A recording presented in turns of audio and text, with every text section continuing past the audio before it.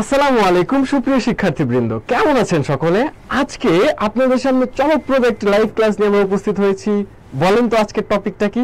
আজকে কিন্তু আপনাদের সামনে আছে, আমি আছি মোহাম্মদ দিদার হোসেন আপনাদের সাথে আজকে একটি সাম্প্রতিকের উপর চমকপ্রদ লাইভ ক্লাস নিয়ে। আমরা দ্রুত সময়ের মধ্যে জয়েন হয়ে যাব, কে কোথা থেকে জয়েন করছি সেটাও জানিয়ে দিব।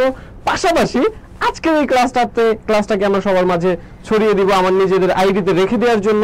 ক্লাসটি অবশ্যই শেয়ার করে দেব। ওকে, কে কোথা থেকে জয়েন করছেন দয়া করে একটু দ্রুত সময়ের মধ্যে একটু জানিয়ে দিবেন কে কোথা থেকে আমাদের সাথে আজকে জয়েন করছেন। ওকে, দেখা যাক। আচ্ছা, জয়েন হচ্ছে আরো হচ্ছে। ফ্রেন্ডদেরকে অবশ্যই মেনশন করে দিবেন। কেন? আর আপনার ফ্রেন্ডরা আজকের ক্লাসটা যেন অবশ্যই মিস না করে। এবং আমরা জানি যে কোনো পাবলিক বিশ্ববিদ্যালয়ে ভর্তি সহ যে কোনো প্রতিযোগিতামূলক পরীক্ষার জন্য সাম্প্রতিক অত্যন্ত গুরুত্বপূর্ণ একটা টপিক। এবং ঢাকা বিশ্ববিদ্যালয়ে প্রতি বছর দেখা যাচ্ছে সাম্প্রতিক থেকে বিপুল সংখ্যক আমাদের জিকে কোশ্চেন আসে। সুতরাং সাম্প্রতিক যেন কখনো আপনাদের মিস না হয়। সো আমাদের এই সাম্প্রতিক ক্লাসটি আপনার জন্য আশা করি খুবই চমকপ্রদ হবে। সুতরাং আমরা দ্রুত সময়ের মধ্যে লাইভ ক্লাসটি শেয়ার করে দেব। ওকে, কে কোথা থেকে জয়েন করছেন একটু দ্রুত আমাদেরকে জানিয়ে দিন।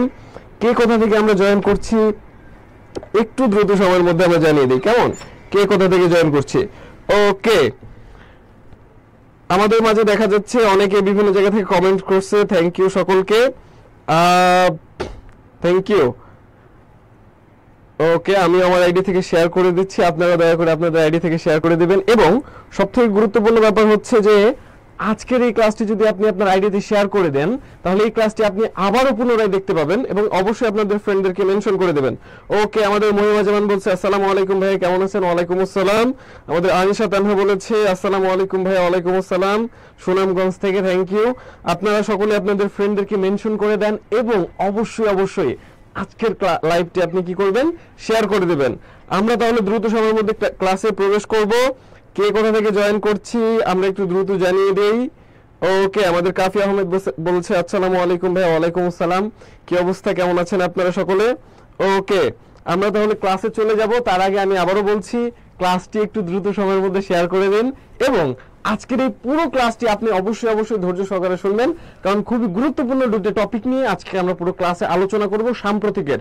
সো সাম্প্রতিক রিলেটেড যে কোনো সমস্যার জন্য আমাদের রয়েছে সাম্প্রতিকের জয়কলি সাম্প্রতিক, এই বইটি আপনার জন্য অবশ্যই গুরুত্বপূর্ণ। আমাদের সাম্প্রতিক বের হয় মোট 6টা, এর মধ্যে অলরেডি 4টা বের হয়ে গেছে। বাকি সাম্প্রতিকগুলো আপনারা দ্রুত সময়ের মধ্যে কালেক্ট করে নেবেন। ওকে, আমাদের সাথে রফিকুল ইসলাম ভাইয়া জয়েন করেছে, হাবিব মামা জয়েন করেছে, প্রভা বলছে নারায়ণগঞ্জ থেকে, এরপর আনিকা বলছে আসসালামু আলাইকুম ভাই। ওয়ালাইকুম আসসালাম। মিষ্টি মেয়ে বলেছে। ওকে, আমাদের রফিকুল ইসলাম ভাইয়া বলেছে আসসালামু আলাইকুম। ওয়ালাইকুম আসসালাম ভাইয়া, কেমন আছেন? ওকে, দেখা যাচ্ছে শেয়ার ডান ভাইয়া, thank you. Anisha Rahman, thank you, আপনাকে অনেক বেশি থ্যাংক ইউ, আপনি শেয়ার করে দিয়েছেন। এবং আপনাদেরকে আবারও বলছি ক্লাসটি অবশ্যই শেয়ার করে দিবেন।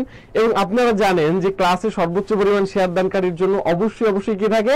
অবশ্যই একটা পুরস্কার থাকবে। পাশাপাশি আপনি শেয়ার করে দিয়ে যদি আমাদের পেজে অথবা আমার আইডিতে যদি মেসেজ দেন তাহলে আমি আপনাকে আজকের পুরো ক্লাসের পিডিএফটা দিয়ে দেই এবং প্রতিবারই দিয়ে দেই, যেমন এবারও দিয়ে দিব, আমাদের পেজ থেকেও দিয়ে দেয়। ওকে, পারভেজ মন্ডল বলেছে দিদার ভাই অস্থির, থ্যাংক ইউ। শুভকামনা, থ্যাংক ইউ আমাদের। ওকে, আমরা তাহলে আজকের ক্লাসে ঢুকি, কেমন? আজকের ক্লাসে আমরা প্রবেশ করব। কে কোথা থেকে জয়েন করছে আমাদেরকে একটু জানিয়ে দিন। রাজীব সরকার নিলয় ভাই আমাদের সাথে জয়েন করেছেন, জয়কলির একজন অন্যতম একজন সদস্য। তার হাত ধরে জয়কলির আজকের এত ক্লাসগুলো এত সুন্দর পরিপাটি হয়ে সামনের দিকে আগায়, ধন্যবাদ। এবং সব থেকে বড় কথা, আমাদের জয়কলির যে অজয় স্যার, তিনি অক্লান্ত পরিশ্রম করে সকলের জন্য, সকলে যেন ভালোভাবে ক্লাস পায়, এই বইয়ের কাজগুলো যেন একদম নিখুঁতভাবে হয়। সুতরাং তার জন্য আমরা দোয়া করব। ওকে, আমরা তাহলে ক্লাসে ঢুকে যাই। আমাদের প্রভাব অনেককে মেনশন করে দিয়েছে আমাদের। ওকে, থ্যাংক ইউ। আমরা তাহলে ক্লাসে ঢুকে যাচ্ছি। দেখেন আজকে আমাদের আলোচনার বিষয় কি? বাংলাদেশের মধ্যমণি, বর্তমান বাংলাদেশের উপদেষ্টা, অন্তর্বর্তীকালীন সরকারের প্রধান উপদেষ্টা, আমাদের সেই বিখ্যাত স্যার যিনি আমাদের বাংলাদেশে একমাত্র বাংলাদেশী যিনি নোবেল পুরস্কার পেয়েছেন। আজকে খুবই গুরুত্বপূর্ণ একটি টপিক আপনাদের সামনে উপস্থিত হয়েছে। সে কি? সে হচ্ছে ডক্টর মোহাম্মদ ইউনূস। ডক্টর মোহাম্মদ ইউনূস হচ্ছে আজকে আমাদের আলোচনার টপিক। এই যে হচ্ছে আমাদের ডক্টর মোহাম্মদ ইউনুস স্যার। আজকে আমরা আলোচনা করব ডক্টর মোহাম্মদ ইউনুস স্যারকে নিয়ে। ওকে, আমাদের শফিকুল হাওলাদার বলেছে আসসালামু আলাইকুম। ওয়ালাইকুম আসসালাম। রফিকুল ভাই বলেছে বগুড়া থেকে। রহমতুল্লাহ খান, বিল্লাল হোসেন আমার ফ্রেন্ড জয়েন করেছে, থ্যাংক ইউ সকলকে। আমরা তাহলে ক্লাসে ঢুকবো। দেখেন আজকে আমাদের বিখ্যাত একজন ব্যক্তি আমাদের ডক্টর মোহাম্মদ ইউনুস স্যার, আমরা আজকে তাকে নিয়ে আলোচনা করব। তাকে রিলেটেড যত তথ্য আছে আমরা সেগুলো দেখার চেষ্টা করব। তার বিখ্যাত বইগুলা, তার বিখ্যাত পুরস্কারগুলো যেগুলো বিভিন্ন পাবলিক বিশ্ববিদ্যালয়ে আসতে পারে এবং বিভিন্ন প্রতিযোগিতামূলক পরীক্ষা আসতে পারে সেগুলো আমরা দেখাবো। সুতরাং একটু ধৈর্য সহকারে ক্লাসটি আপনারা দেখবেন, প্লাস আমি আবারও বলছি ক্লাসটি আপনারা শেয়ার করে দিয়ে আপনাদের টাইমলাইনে রেখে দিতে পারেন। পাশাপাশি কি করবেন, পাশাপাশি আমাকে যদি অথবা আমাদের পেজে যদি নক দেন আমরা আজকের ক্লাসের পিডিএফ আপনাকে শেয়ার করব। ওকে, আমরা তাহলে শুরু করছি। এখন এই বিখ্যাত ব্যক্তি আমাদের স্যার ডক্টর মোহাম্মদ ইউনুস। তো তার একটু পরিচয়টা আমরা জেনে নেই। তিনি কি? তিনি একজন বিখ্যাত অর্থনীতিবিদ। আমরা জানি তিনি অর্থনীতি নিয়ে পড়াশোনা করেছেন তার জীবনে। ঢাকা ইউনিভার্সিটি থেকে ইকোনমিক্স, আমরা জানি ঢাকা ইউনিভার্সিটি ইকোনমিক্স খুবই ভ্যালুয়েবল এবং ডিমান্ডেড একটা সাবজেক্ট। ওকে, আপনারা যদি এই ইকোনমিক্স সাবজেক্টে পড়তে চান আপনাদের কিন্তু আজকের ক্লাসটি অন্তত ভালো করে দেখতে হবে। ওকে, তিনি একজন সামাজিক উদ্যোক্তা, তার মানে সমাজ সংক্রান্ত একজন উদ্যোক্তা, যিনি ব্যবসা পরিচালনা করার মাধ্যমে বা আত্মকর্মসংস্থান সৃষ্টির মাধ্যমে আরো 10 জনের কর্মক্ষেত্র সৃষ্টি করতে পেরেছেন। তিনি কে? তিনি হচ্ছে আমাদের ডক্টর মোহাম্মদ ইউনুস স্যার। ওকে, তিনি একজন সমাজসেবক, তিনি একজন বাংলাদেশের একমাত্র নোবেল বিজয়ী। ওকে, এটা খুবই গুরুত্বপূর্ণ জিনিস, একমাত্র নোবেল বিজয়ী বাংলাদেশের, এবং বর্তমান বাংলাদেশের অন্তর্বর্তীকালীন সরকারের প্রধান উপদেষ্টা। তিনি কি? তিনি হচ্ছে বর্তমান, আমরা জানি যে বর্তমান বাংলাদেশ সরকার যেটা রয়েছে সেটা হচ্ছে অন্তর্বর্তীকালীন সরকার। এই অন্তর্বর্তীকালীন সরকারের প্রধান উপদেষ্টাকে ভাইয়া? প্রধান উপদেষ্টা হচ্ছে আমাদের ডক্টর মোহাম্মদ ইউনুস স্যার। ওকে, আমাদের সাথে অলরেডি 100 অনেকেই জয়েন করে ফেলেছে, সবাইকে থ্যাংক ইউ। সাদিয়া খানম, আমাদের শান্ত সহ আরো অনেকে জয়েন করেছে। নাসরিন বলেছে আসসালামু আলাইকুম। ওয়ালাইকুম আসসালাম। তানজিলা তাবাসসুম, আব্দুল্লাহ নোমান, সকলকে থ্যাংক ইউ। ওকে, বরিশাল কোথায়? আচ্ছা, বরিশাল আমরা পরে দেখবো। দেখেন আমাদের তাহলে ডক্টর মোহাম্মদ ইউনুস স্যার, তাকে নিয়ে আমরা কি বললাম? সে হচ্ছে একজন বিখ্যাত অর্থনীতিবিদ, একজন বিখ্যাত সামাজিক উদ্যোক্তা, সমাজসেবক, বাংলাদেশের একমাত্র নোবেল বিজয়ী। ভাইয়া আমি আবারও বলছি, বাংলাদেশের একমাত্র নোবেল বিজয়ী। তিনি বর্তমান বাংলাদেশের অন্তর্বর্তীকালীন সরকারের প্রধান উপদেষ্টা। ওকে, আচ্ছা দাদা কেমন আছো? আমি ভালো আছি, আপনি কেমন আছেন? ওকে, নোয়াখালী থেকে, thank you. United States of Noakhali, খুবই সুন্দর একটা জায়গা, আমার খুব পছন্দের জায়গা। ওকে, দেখি আমরা তাহলে সামনে আগাই। এনার জন্ম কবে? দেখেন এনার জন্ম হচ্ছে 28 জুন। এই জিনিসটা খুবই গুরুত্বপূর্ণ আপনার জন্য, কারণ তার জন্মের সাথে রিলেটেড একটা দিবস আছে। তার জন্মের এই দিনটাতে তাকে স্মরণ করে একটা দিবস আছে। কি দিবস আছে কেউ কি জানেন? কি দিবস আছে কেউ কি জানেন? জানলে একটু দয়া করে কমেন্টস করেন। কি দিবস? তার এই 28 জুন তার জন্ম দিবসকে কি দিবস হিসেবে ঘোষণা করা হয়েছে? আমাদের সাথে সোলাইমান আবেদিন, আমার ফ্রেন্ড, সুন্দর উপস্থাপনা স্যার, থ্যাংক ইউ সোলাইমান আবেদিন ভাইয়া, বন্ধু। ওকে, 1940 সালে সে হচ্ছে জন্মগ্রহণ করে। 1940 সালে কোথায় জন্মগ্রহণ করে? চট্টগ্রামের হাটহাজারী। যারা চিটাগং ইউনিভার্সিটিতে পড়াশোনা করতে যাবেন, চিটাগং ইউনিভার্সিটির 1 নম্বর গেট থেকে একটু আগাইলেই কিন্তু এই হাটহাজারী। ওকে, এই হাটহাজারীতে সে জন্মগ্রহণ করে কবে? 28 জুন 1940। চট্টগ্রাম ইউনিভার্সিটি কিন্তু খুবই সুন্দর, বাংলাদেশ আয়তনে সবথেকে বড় ইউনিভার্সিটি। এই ইউনিভার্সিটির মধ্যে কয়েকটা পাহাড়ি আছে। সো যারা চট্টগ্রাম ইউনিভার্সিটিতে পরীক্ষা দিতে যান তাদের জন্য কিন্তু লাগবে আমাদের এই সাম্প্রতিক এবং জিকের জন্য জয়কলি জিকে, সাম্প্রতিকের জন্য জয়কলি সাম্প্রতিক। জয়কলি পরিবার আপনার সাথে সবসময় পাবেন ইনশাল্লাহ। ওকে, আমাদের প্রভা বলছে সামাজিক ব্যবসা দিবস। ওকে, আমরা দেখি তাহলে কি দিবস। আচ্ছা, আমাদের মারিয়া আক্তার অনেককে কিন্তু মেনশন করে দিয়েছে, থ্যাংক ইউ মারিয়া আক্তারকে। শেয়ার করে দিলে অবশ্যই একটা ব্যাপার হচ্ছে কি, দেখেন আমরা এত কষ্ট করে আপনাদেরকে ক্লাস নিচ্ছি, আপনারা যদি একটু শেয়ার করে দেন আমাদের ক্লাসে রিচও বাড়বে, প্লাস হচ্ছে কি হয় আপনার আইডিতে কিন্তু ক্লাসটি থেকে যাবে। পাশাপাশি কি আপনারা যদি আমাদেরকে লগ দেন, আমরা এই পুরো ক্লাসের সুন্দর করে যে পিডিএফটা সাজানো আছে এই পিডিএফটা আপনাকে দিয়ে দিব। ওকে, তাহলে আমরা একটু আগাই। তাহলে আমরা কি পেলাম? আমরা 28 জুন 1940 সালে হাটহাজারী চট্টগ্রামে জন্মগ্রহণ করেন কে? আমাদের অন্তর্বর্তীকালীন সরকারের প্রধান উপদেষ্টা ডক্টর মোহাম্মদ ইউনুস স্যার জন্মগ্রহণ করে। কোথায় জন্মগ্রহণ করে? চট্টগ্রামে। ওকে, 28 জুন 1940। ওকে, তাহলে আমরা একটু আগাই সামনে। আমরা হচ্ছে তার একটু শিক্ষা জীবন নিয়ে দেখি। শিক্ষা জীবন, তিনি স্নাতক করেছে কোত্থেকে? স্নাতক করেছে হচ্ছে আমাদের ঢাকা বিশ্ববিদ্যালয় থেকে। ওকে, ঢাকা বিশ্ববিদ্যালয় থেকে কোন ডিপার্টমেন্ট? ইকোনমিক্স অর্থনীতি ডিপার্টমেন্ট থেকে। ওকে, আমি প্রথমে বলেছিলাম তিনি একজন অনেক বড় অর্থনীতিবিদ, তিনি ইকোনমিক্স ডিপার্টমেন্টে পড়াশোনা করেছে। এবং মজাদার একটা তথ্য আপনাদের মাথার মধ্যে আসতেছে হয়তোবা, এটা কত লিখেছি 1960, এবং তার জন্ম কত 1940, তার মানে মাত্র 20 বছর বয়সে সে কিন্তু অনার্স পাস করে ফেলেছে। কত বছর বয়স? মাত্র 20 বছর বয়সে সে কিন্তু ঢাকা ইউনিভার্সিটি থেকে স্নাতক কমপ্লিট করে ফেলেছিল।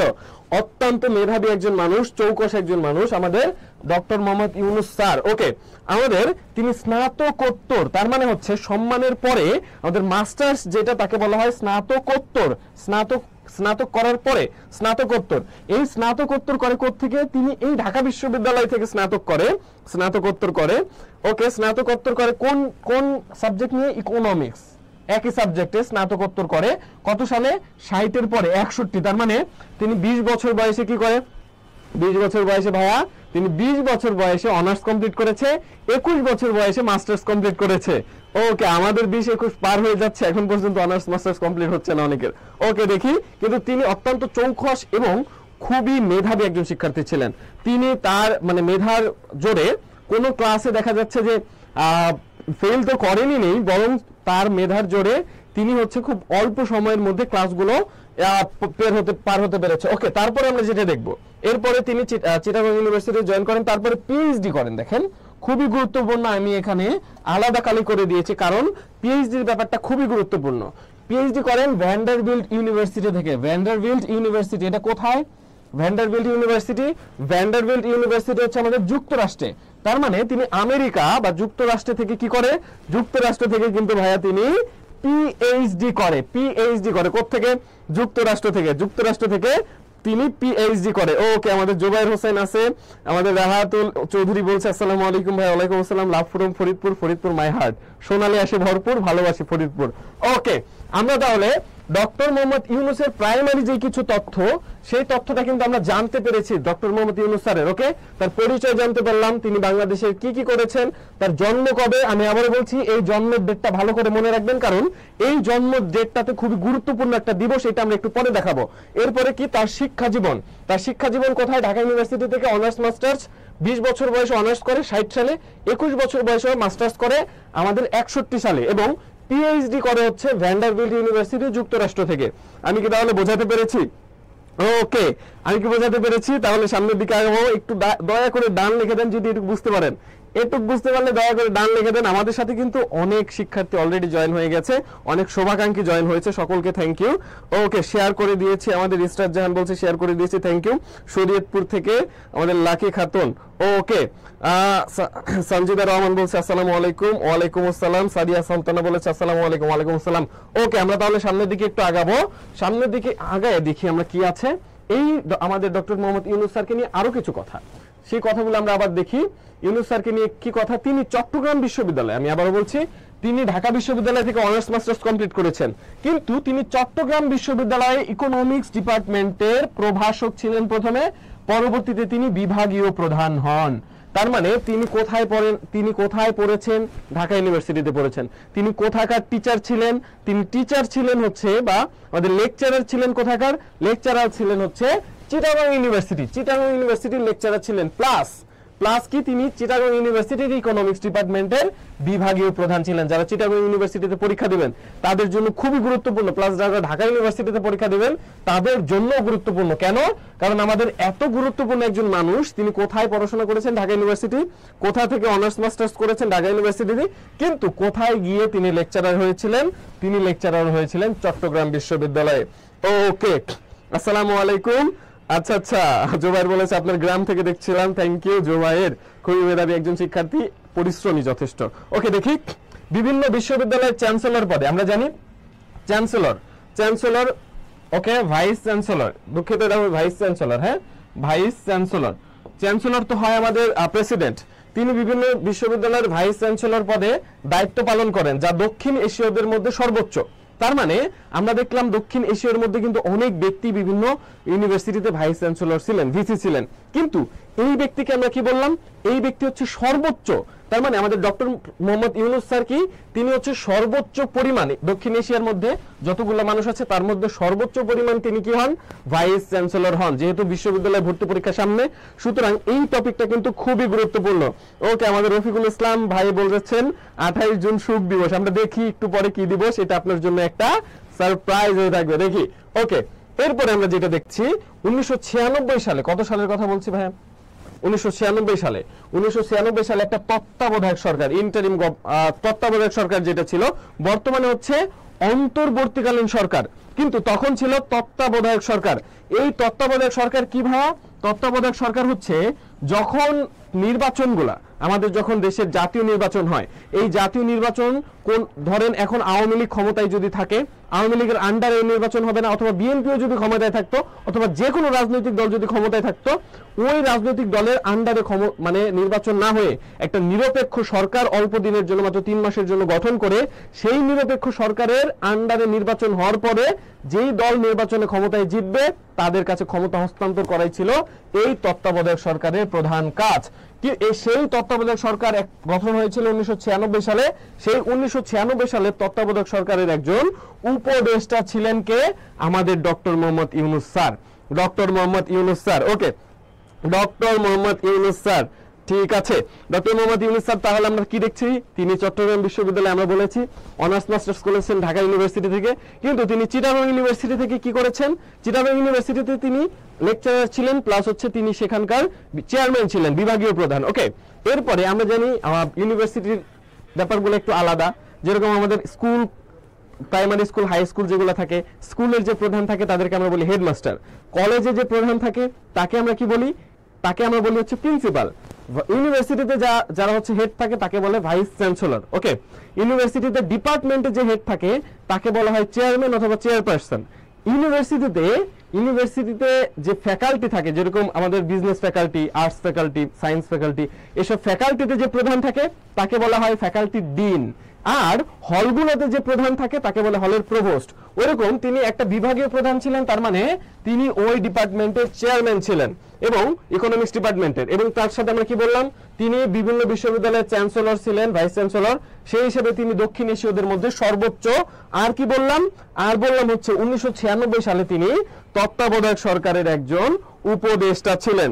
তত্ত্বাবধায়ক সরকারের একজন উপদেষ্টা ছিলেন। অবুজ বালিকা বলেছে share done, thank you. Habiba বলেছে ডান, থ্যাংক ইউ সকলকে। আসসালামু আলাইকুম প্রিয় অভিভাবক। ওয়ালাইকুম আসসালাম সিয়াম।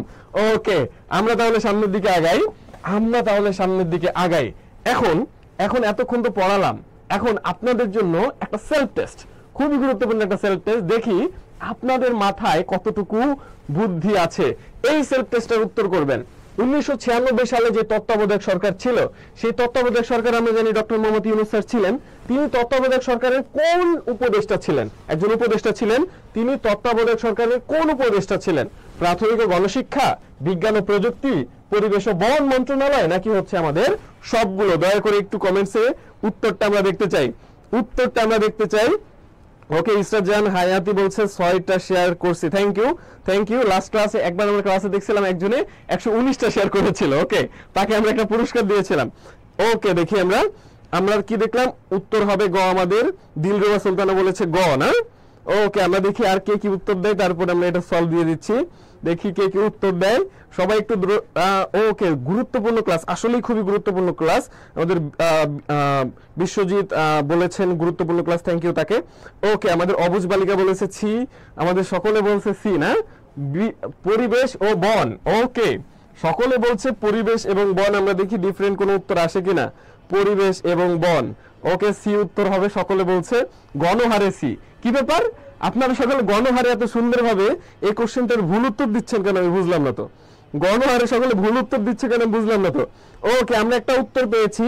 আমরা তাসনিম বলেছেন, তাসনিম আজাদ প্রীতি এবং শারমিন আক্তার শাম্মী বলেছে সঠিক উত্তরটা। উত্তর হবে সবগুলো।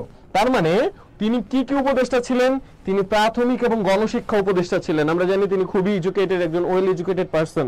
তিনি প্রাথমিক এবং গণশিক্ষা ছিলেন। তিনি বিজ্ঞান ও প্রযুক্তি, আমরা জানি তিনি বিজ্ঞান ও প্রযুক্তি বিষয়ক উপদেষ্টা ছিলেন, পাশাপাশি কি ছিলেন, পাশাপাশি তিনি পরিবেশ ও বন বিষয়ক একজন উপদেষ্টা ছিলেন। ওকে, মারিয়া আক্তার বলছে ভাই আমি 22টা শেয়ার করেছি, থ্যাংক ইউ মারিয়া আক্তার। আমরা দেখি এর থেকে বেশি কেউ শেয়ার করে কিনা। ওকে, আচ্ছা আচ্ছা, আমাদের পারভিন বলেছে আমার ফ্রেন্ড লিস্টে 119 জন নেই। ও সমস্যা নেই, বিভিন্ন গ্রুপগুলো তো আছে, গ্রুপগুলোতে শেয়ার করা যায়। ওকে, আমরা দেখি তাহলে আমরা কি পাইলাম, পরিবেশ, তিনি প্রাথমিক ও গণশিক্ষা অধিদপ্তর গণশিক্ষা বিষয়ক উপদেষ্টা ছিলেন, বিজ্ঞান ও প্রযুক্তি বিষয়ক উপদেষ্টা ছিলেন, পরিবেশ এবং বন মন্ত্রণালয়ের উপদেষ্টা ছিলেন। তার মানে তিনটাই সঠিক উত্তর হলে তাহলে উত্তর হবে অপশন ডি সবগুলো। উত্তর কি হবে? Option D. আনিশা রহমান বলেছে অপশন ডি, ফারজানা বলেছে ডি।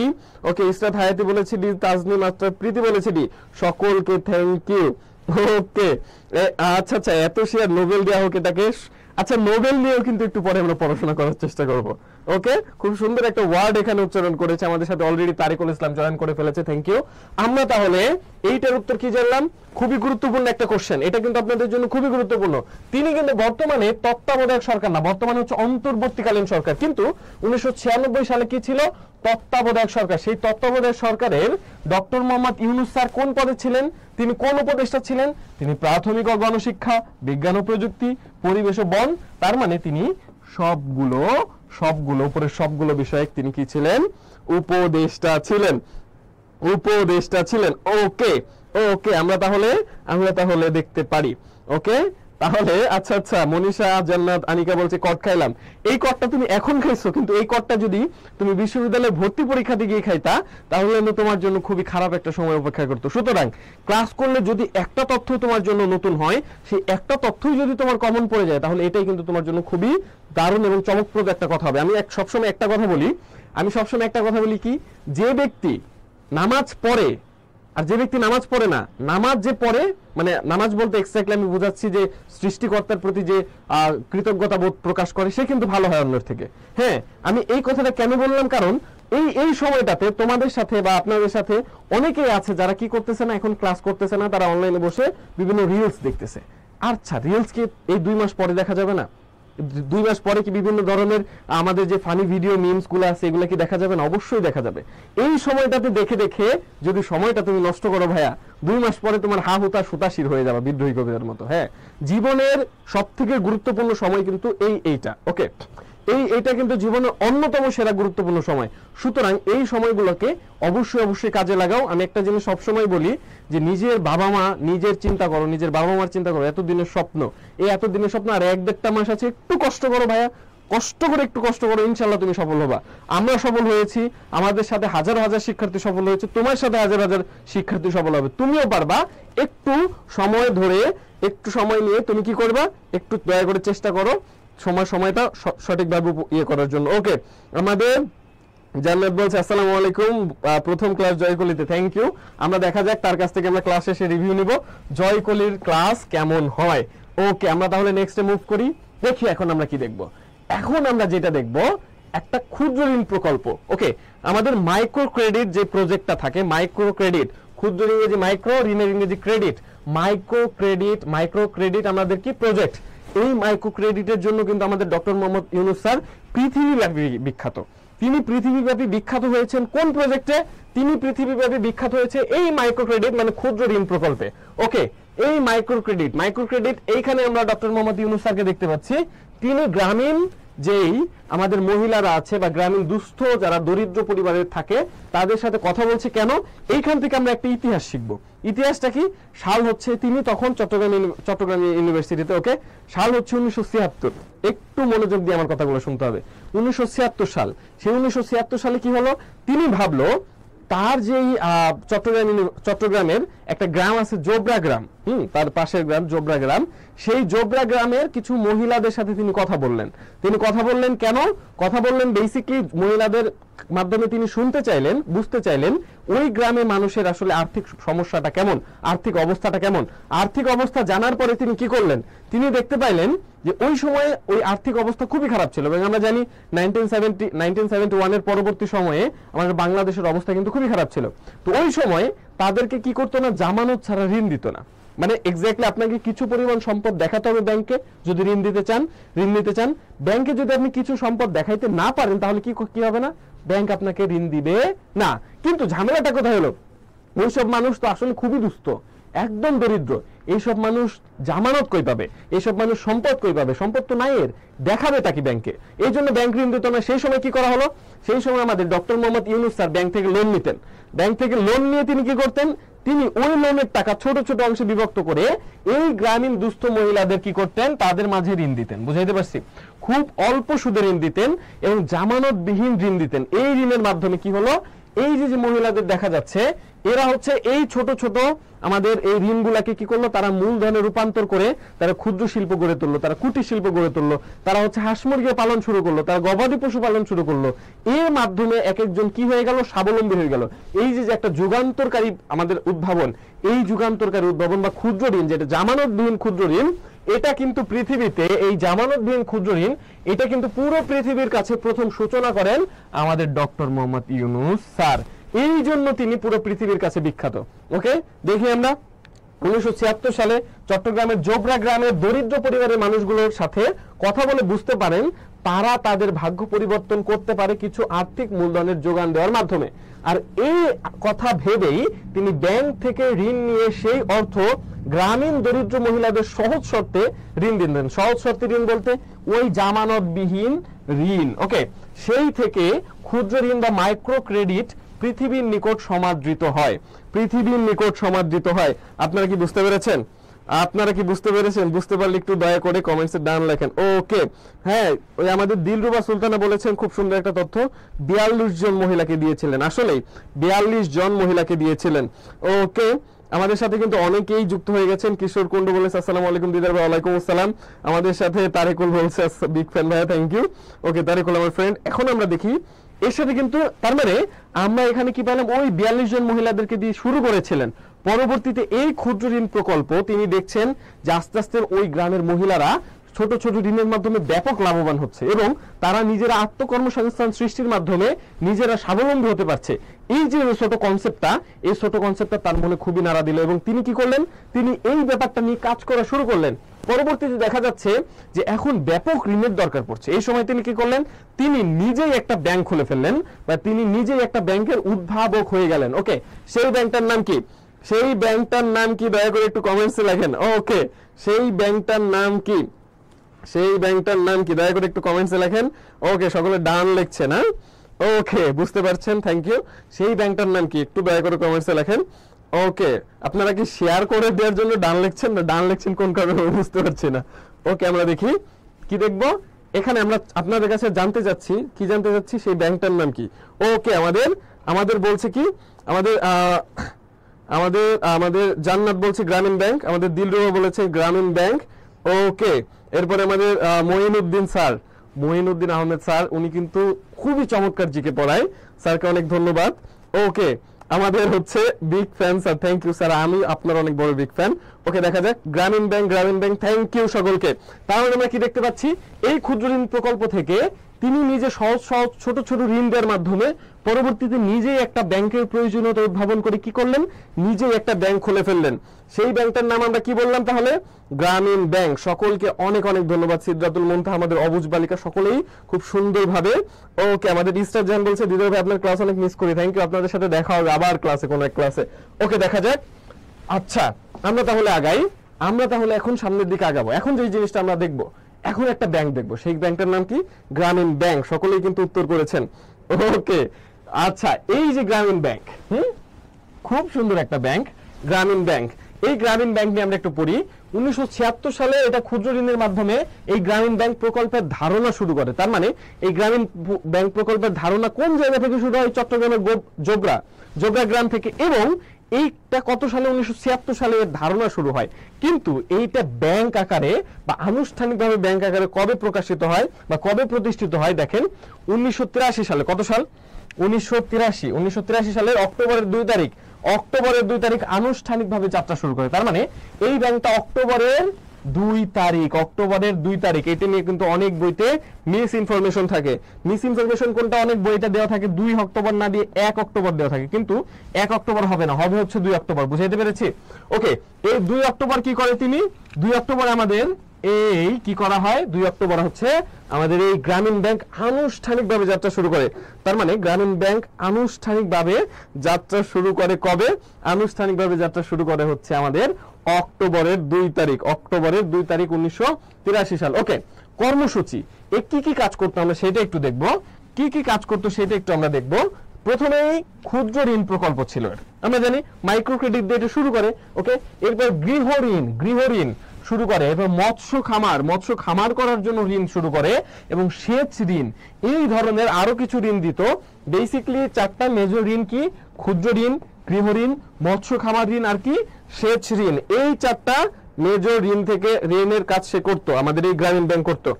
ওকে, আমরা তাহলে আরেকটু আগাই।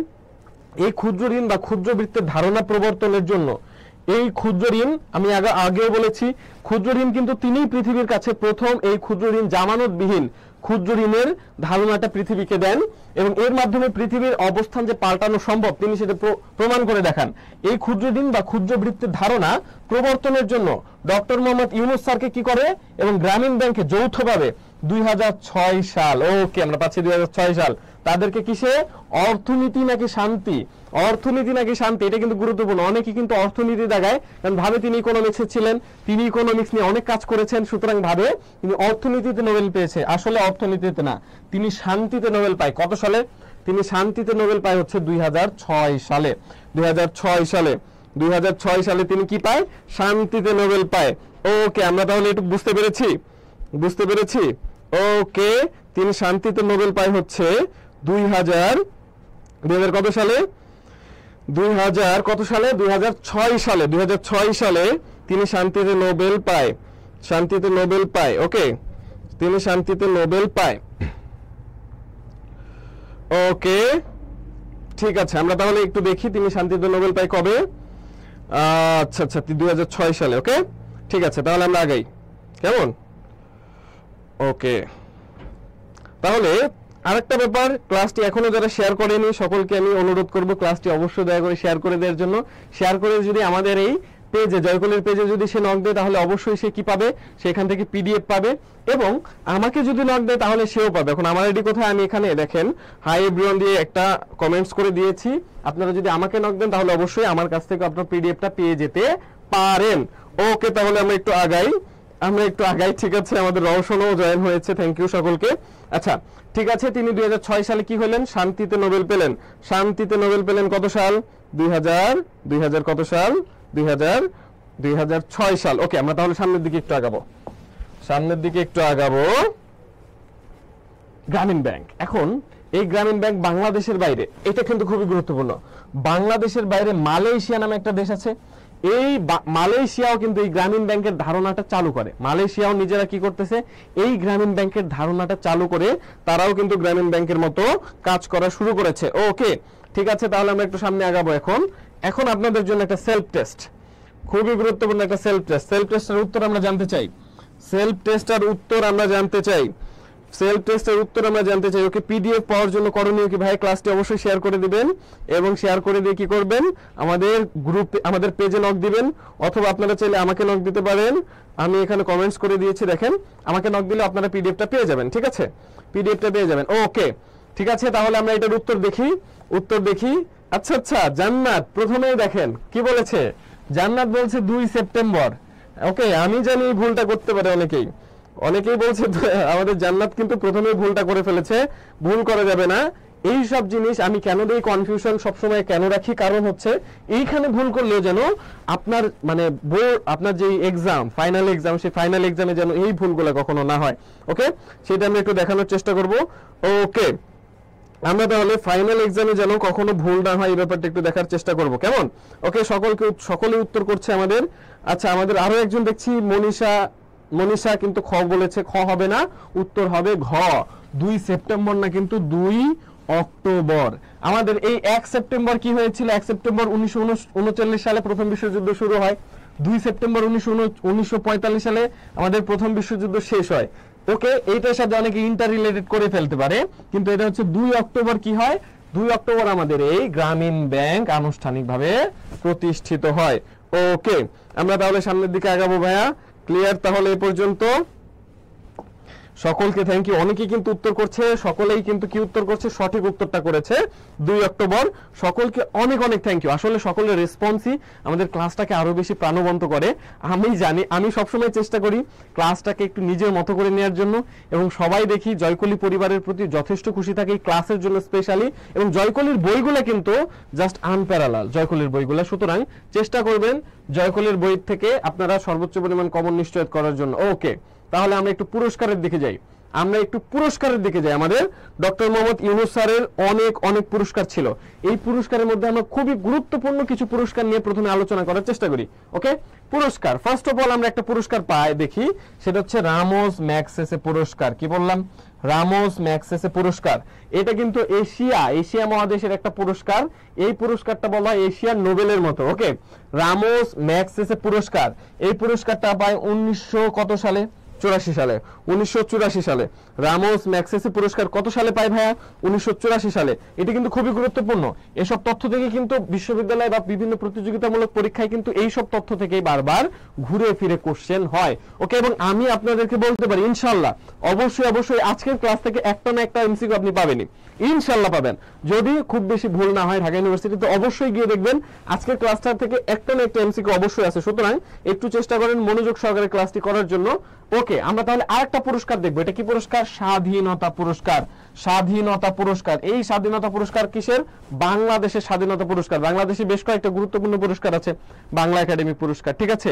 এরপরে আমাদের 21 পদক, ওইরকম একটা গুরুত্বপূর্ণ পুরস্কারের নাম হচ্ছে স্বাধীনতা পুরস্কার। এটা কত সালে পায়? 1987 সালে। 1987 সালে স্বাধীনতা পুরস্কার পায়।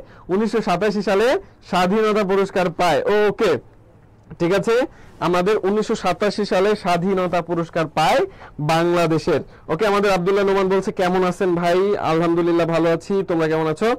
ওকে, আমাকে অনেকে নক করা শুরু করেছে পিডিএফ এর জন্য, থ্যাংক ইউ।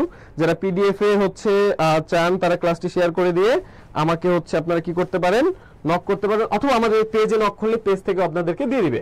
ওকে, এরপরে আমরা যেটা একটা পাবো সেটা হচ্ছে দ্য ওয়ার্ল্ড ফুড প্রাইজ, বিশ্ব খাদ্য পুরস্কার। বিশ্ব খাদ্য পুরস্কার আমাদের যুক্তরাষ্ট্র থেকে বিশ্ব খাদ্য পুরস্কার পায় কত সালে? 1994 সালে। 1994, তার মানে 84-তে একটা পাইলাম রামোস, এরপর আমাদের 87-তে কি পাইলাম? স্বাধীনতা পুরস্কার। আমাদের 94-তে কি পাইলাম? বিশ্ব খাদ্য পুরস্কার। ওকে, বিশ্ব খাদ্য পুরস্কার। আপনারা কি ক্লিয়ার? এ পর্যন্ত ক্লিয়ার? ওকে, আপনার কলেজ মুসলিম মিশন থেকে thank you. Muslim Mission, my college my heart. Okay, দেখা যাচ্ছে আমরা তাহলে 3টা পুরস্কার নিয়ে কিন্তু অলরেডি কথা বলে ফেলেছি। একটা রামোস, একটা হচ্ছে স্বাধীনতা পুরস্কার, আর একটা হচ্ছে আমাদের বিশ্ব খাদ্য পুরস্কার। এই 3টা পুরস্কারই কে পেয়েছে? আমাদের ডক্টর মোহাম্মদ ইউনূস স্যার। ওকে, আমরা তাহলে এখন যেই পেজটাতে যাব, খুবই গুরুত্বপূর্ণ পেজটা আমরা একটু দেখি। এখন যেই পেজের পুরস্কার সমূহ আমরা একটু দেখব। First of all the royal king. Okay, Alfred নোবেলের নাম অনুসারে যে প্রাইজটা, তাকে কি বলে? নোবেল প্রাইজ, নোবেল পুরস্কার, নোবেল শান্তিতে নোবেল পুরস্কার। এটা পায় কত সালে? 2006 সালে।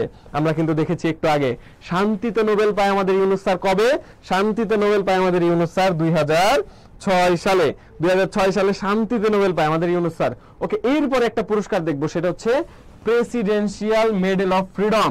প্রেসিডেন্সিয়াল মেডেল অফ ফ্রিডম, এই যে বারাক ওবামা তিনিও কিন্তু আমাদের কি পেয়েছিলেন?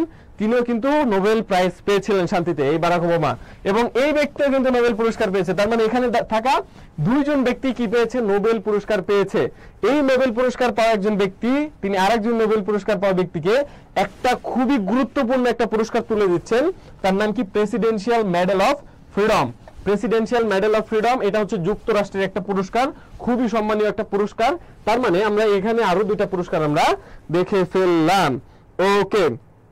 ওকে, এরপরে আমরা যেটা দেখবো, দেখেন এরপরে এই ছবিটা মোটামুটি বাংলাদেশের সবাই দেখেছে যারা ফেসবুক কম বেশি ইউজ করে। ওকে, অনেকেই ভাবে এটা হয়তো বা নোবেল প্রাইজ না, এটা আসলে নোবেল প্রাইজ না, এটাকে বলে কংগ্রেশনাল গোল্ড মেডেল। কি বললাম? Congressional gold medal. Professor Mohammad ইউনূসের, এই যে তার হচ্ছে স্বাক্ষর, হ্যাঁ, প্রফেসর মোহাম্মদ ইউনূসের নাম অনুসারে এবং তার ছবি সহ একটা পুরস্কার, তাকে বলে কংগ্রেশনাল গোল্ড মেডেল পুরস্কার, যেটা যুক্তরাষ্ট্র থেকে পায় 1910 সালে। তার মানে নোবেল পাইলো 6, এরপর প্রেসিডেন্সিয়াল পাইলো 9, 6 এর পরে 9, 9 এর পরে সাল 10 সালে কি পাইলো? 10 সালে সে কংগ্রেশনাল অ্যাওয়ার্ড পেল কত সালে? 10 সালে। এবং এখন খুবই গুরুত্বপূর্ণ একটা ইন্টারেস্টিং একটা তথ্য আপনাদেরকে দিব। এই যে দেখেন, পৃথিবীতে অনেক ধরনের প্রাইজ হয় না? বিভিন্ন ধরনের প্রাইজ তো হয়। এই পৃথিবীতে যত ধরনের প্রাইজ থাকুক না কেন, এদের মধ্যে 3টা প্রাইজ সব থেকে বেশি গুরুত্বপূর্ণ, সব থেকে বেশি সম্মানীয় 3টা প্রাইজ। সেই 3টা প্রাইজ কি কি? একটা হচ্ছে আমাদের নোবেল, একটা হচ্ছে প্রেসিডেন্সিয়াল মেডেল অফ ফ্রিডম, আর একটা হচ্ছে কংগ্রেশনাল গোল্ড মেডেল। তার মানে এই 3টা প্রাইজই কে পেয়েছে? আমাদের professor doctor Mohammad Yunus sir পেয়েছেন এই 3টা পুরস্কার। এরকম এই 3টা এত গুরুত্বপূর্ণ, এত সম্মানীয় 3টা পুরস্কারই পেয়েছেন। এরকম পৃথিবীতে মানুষ আছে মোট 7 জন। তার মানে পৃথিবীর শীর্ষ পুরস্কার প্রাপ্ত 7 জন মানুষের মধ্যে আমাদের একজনকে প্রফেসর ডক্টর মোহাম্মদ কি ইউনূস স্যার। খুবই গুরুত্বপূর্ণ বাংলাদেশের ইতিহাসের জন্য। এবং তাকে নিয়ে কিন্তু এই বছর ভর্তি পরীক্ষায় অবশ্যই কোশ্চেন হবে বলে আমরা আশাবাদী। ওকে, তাহলে এই রিলেটেড আমরা তাহলে এই পর্যন্ত বোঝা গেছে। তার মানে আমরা কি বললাম?